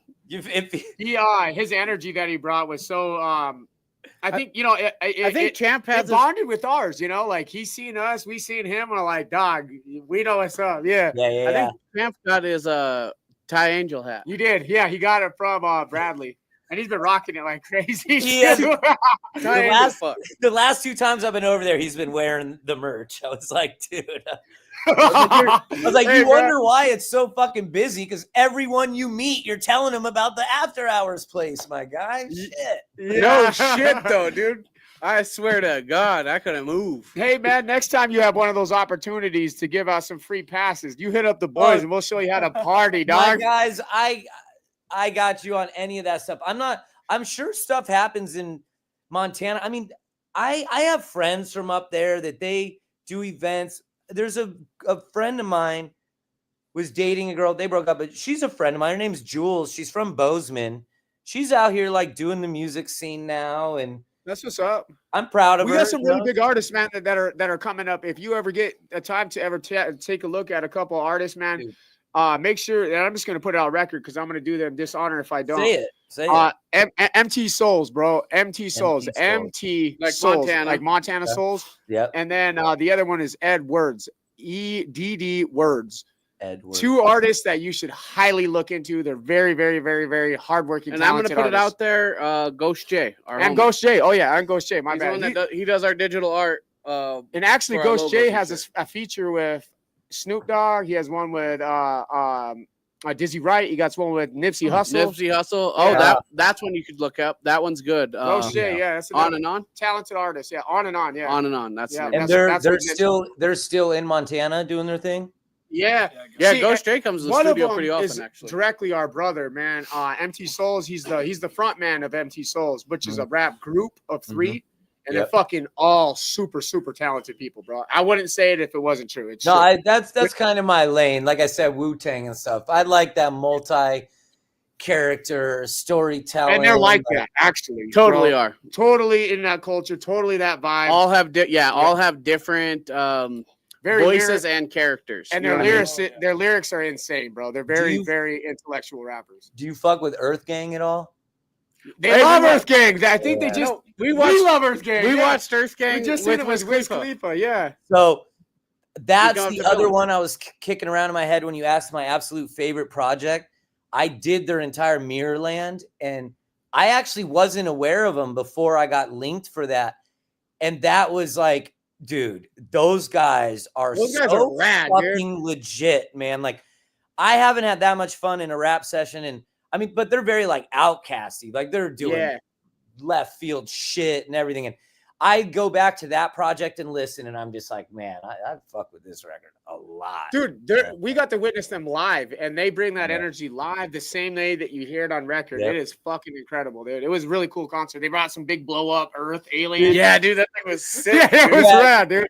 Hats off J. Cole, because him, them, Jid, Ari Lennox, like all these people that he be signing, like they're probably some of the best in their fields for sure.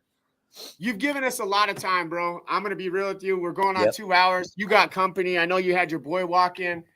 You're the fucking best. I think he was just trying to get high or something. I don't know what he was doing. Hell yeah. He's like, where's the blunt at, though? He's like, I know, man. Where's the blunt, though? Next time we're in LA, and it sounds like it's gonna be January is what the rumor is. Let me line you up with some stuff. I'll tell you what, like, I'll look into like an artist that has a show out here. We'll do the whole backstage thing, get you some footage, and then something I was thinking about. I'd like to link you up with Mars, and he's the Nipsey guy, but he's not just Nipsey. Yeah. He is a big part of the sound of West Coast hip hop. That's my crazy freaking gosh, dog. Dude, what you should do is, we'll do it. I don't know that we have Nipsey on our walls, bro. Like he doesn't leave us, dog. That's amazing. Yeah, I didn't. I had no idea. I'm glad I mentioned him earlier because I was gonna say I got a Nipsey vinyl. I got like my mom and Roy buy me.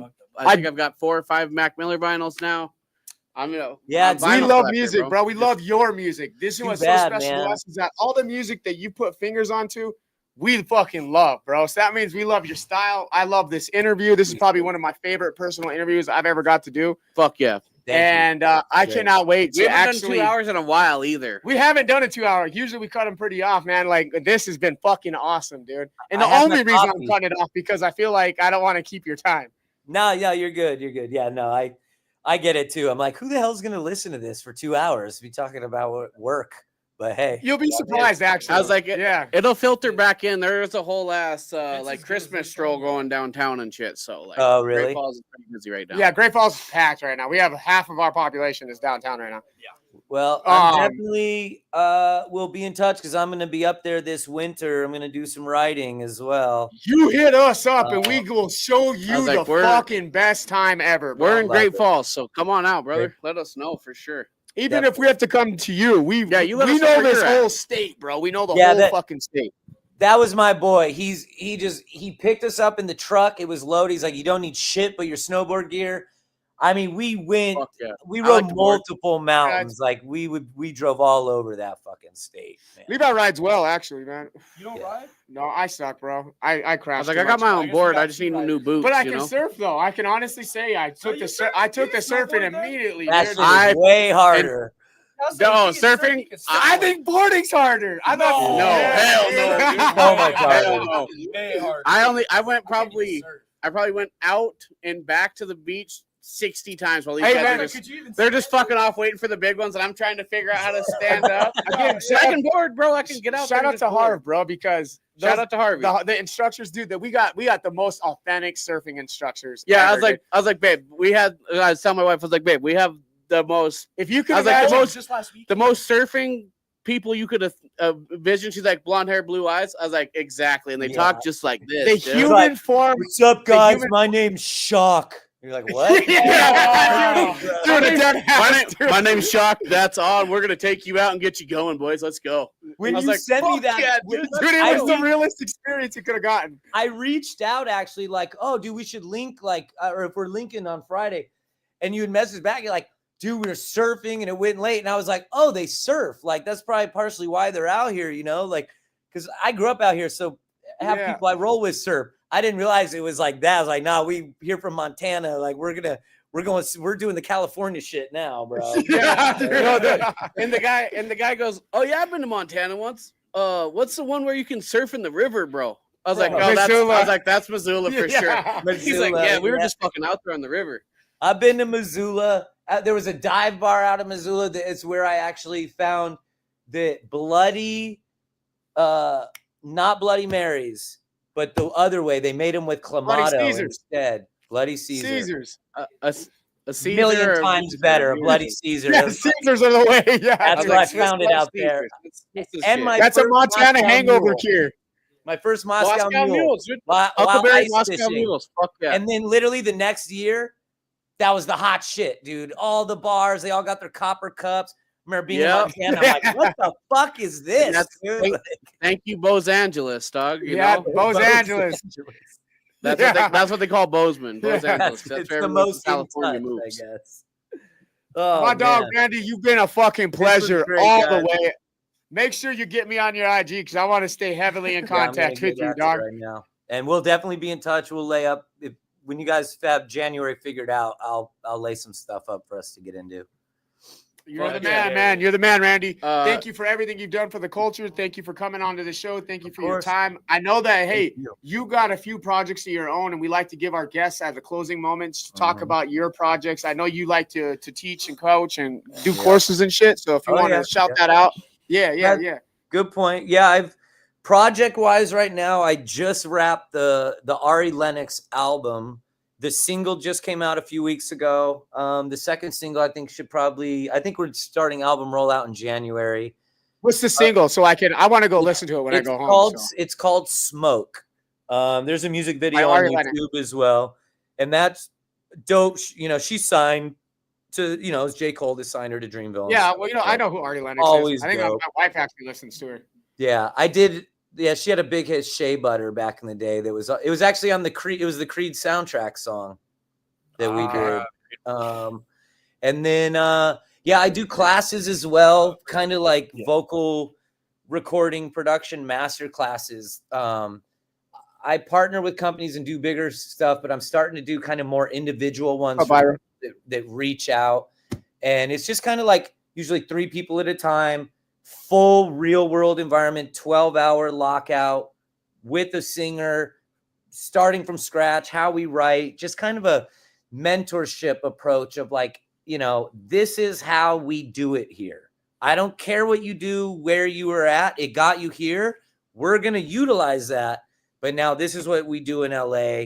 This is how we record a record. This is, you know, and it's very much more mentorship, hands-on approach. Teasy would take that, I bet you. Teasy, Nardi, Teasy for sure. Yeah, Don Teasy. I thought we have a few artists that probably would be interested in that course, man. Dude, and the thing, it's like a lot of people from out of state too. They're like, "Oh, do you film it? Do you do this?" And I'm like, you know, I could, I guess, but it's also like things are so doable on stream now too that you know, you can be right there in the session with. Oh yeah, your Twitch could go ballistic, dude. I look at the recording school I went to, the amount I paid, the year of schooling, only to then get into a studio and just be like, I don't know what the fuck I'm doing, you know? Yeah. The experience I learned being in the room in the first 3 months, I was like, man, like this is the knowledge. This is what you pass off, the real world, That's like my- operations. So Yeah, that's his right position there. right now.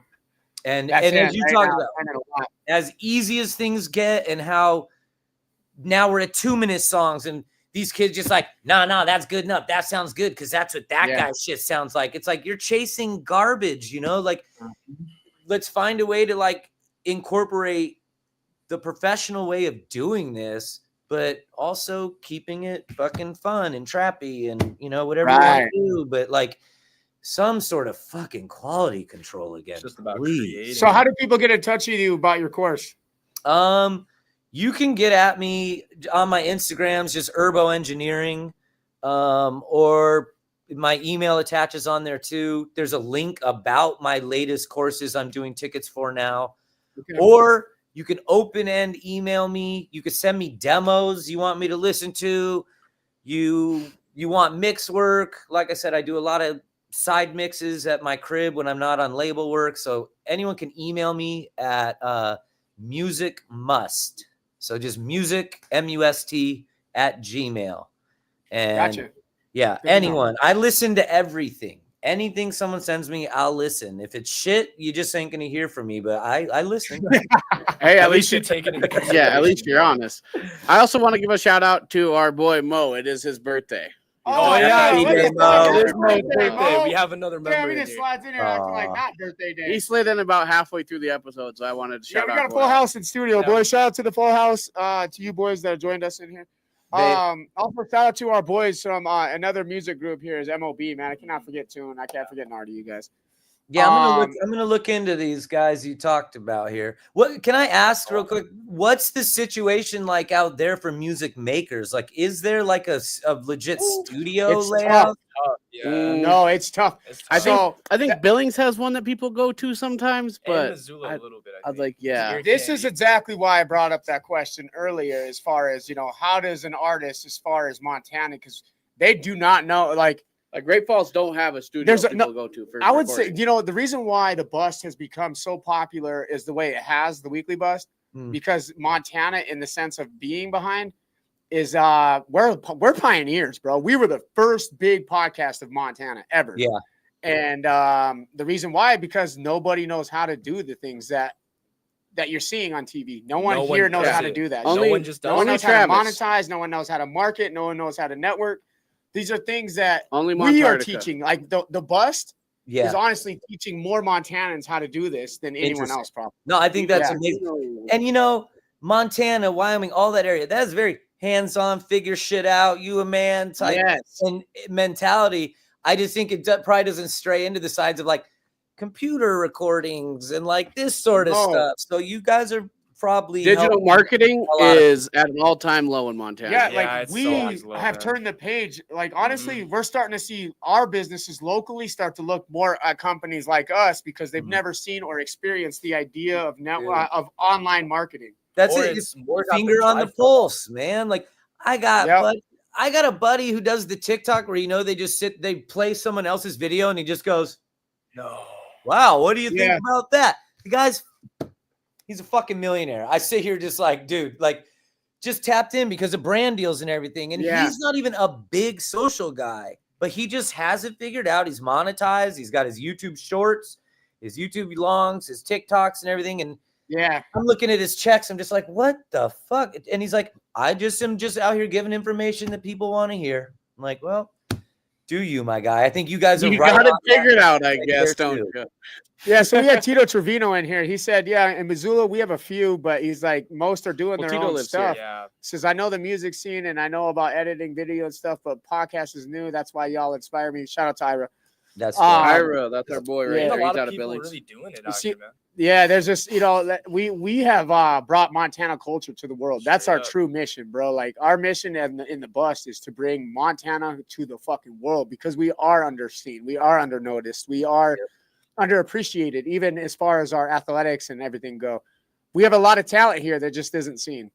That's And love that's our Montana. mission. Or people get so high up, they don't know what the next step is. That's true. Yeah, like where to go. But yeah, that's something I always tell people, like, what's a word of advice to do this? And I tell them, like, you got to be in LA at some point. You know, like you did what Everyone's you're doing told us that. there. Everyone has but told us that. You got to be. I don't care if your parents are paying your bill or you're working as a server while you're doing this. Like, if you have the means of kind of like supporting yourself and you're in this city, the doors will. If you have half the skill and half the networking capability and the means to be in LA, you will. The doors will open. You may be at EPLP. You may be over here. You may be on the beach. You're just going to meet a guy and he's like, oh, I'm one of the main guys who filters and does management for all iHeartRadio podcasts. And that's why I like never fucking know, dude. And that's why the times that we've been in LA, we don't have enough time in LA. Yeah, I feel you. And that's why I just, out of all the cities that we've been to, LA strikes most to me. It hits home with me. It does it all. And when I go back there, I cannot wait to fucking have experiences with you and Bradley and Harvey and Taj. Dude, that place just makes you feel alive. It does. It brings me alive. It makes me and Levi talked about it when we touched. It'll be 5 a.m. and we'll just be looking around like, what are we doing? Yeah, you just feel you don't need anything else because everything's so fucking alive, dude. I feel the same way, and I work nights. New York gets me feeling that way. I don't love New York. Never been visiting because 5 a.m. you could actually go do something. LA, you're like. Everything kind of shuts down. Like, go look at the sunrise, I guess. But right, I gotta wait. That is true. That is true. About 9, and then we'll start popping up again. Yeah, then we'll go. That's the time. That's the time we slept was from 5 to 9. And then we got up and we went and did shit. Yeah. Let's let this man go. We're going on That's Vegas hours, bro. Yeah. All right, my guys. I'm gonna see you. Yeah, you keep me posted. I'm gonna listen. I wrote down these references you said. And dude, feel free. Anyone that needs to send music, looking for mixes or whatever. A couple demos. Yeah. I'm gonna play a video and some sponsorships, and then we're gonna get out of here. I'm gonna start looking into teaming up with colleges. I'm gonna start looking at teaming up with colleges about setting up professional recording setup programs. We could probably help in some fashion. What school is that he's pointing at? So that's our college community, Great Falls College. Okay. Great Falls College, MSU, and it's a highly recognized, actually, private college. Okay, real quick, I just want to shout this out. Back in high school, Glacier in the library, they actually had a little recording studio, and before class, at lunch, and then after school, you could go in there and make music, which is pretty fucking sick. A small setup. It may have inspired one person. That's all you needed, I guess. Do that, bro. Actually, what you were just saying, do that, and I think we can help you. Let us know what you got planned, and you hit us up. That's the next endeavor is educational and getting government grants. Man to do it, man. You've taught me a lot tonight. Hell yeah. Thank you, guys. Thanks for the platform. I had a great time, man. No, this is a good time. Thank you, Randy. One of many more, my man. Yes, sir. All right, gentlemen. Thanks, everyone. Hey, have a good night. Peace. Peace. I'm feeling so alive right now. I'm so high and I don't ever play.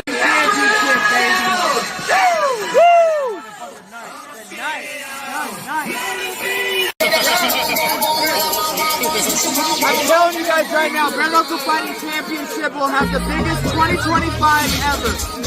Tune in, baby. I'm the kid.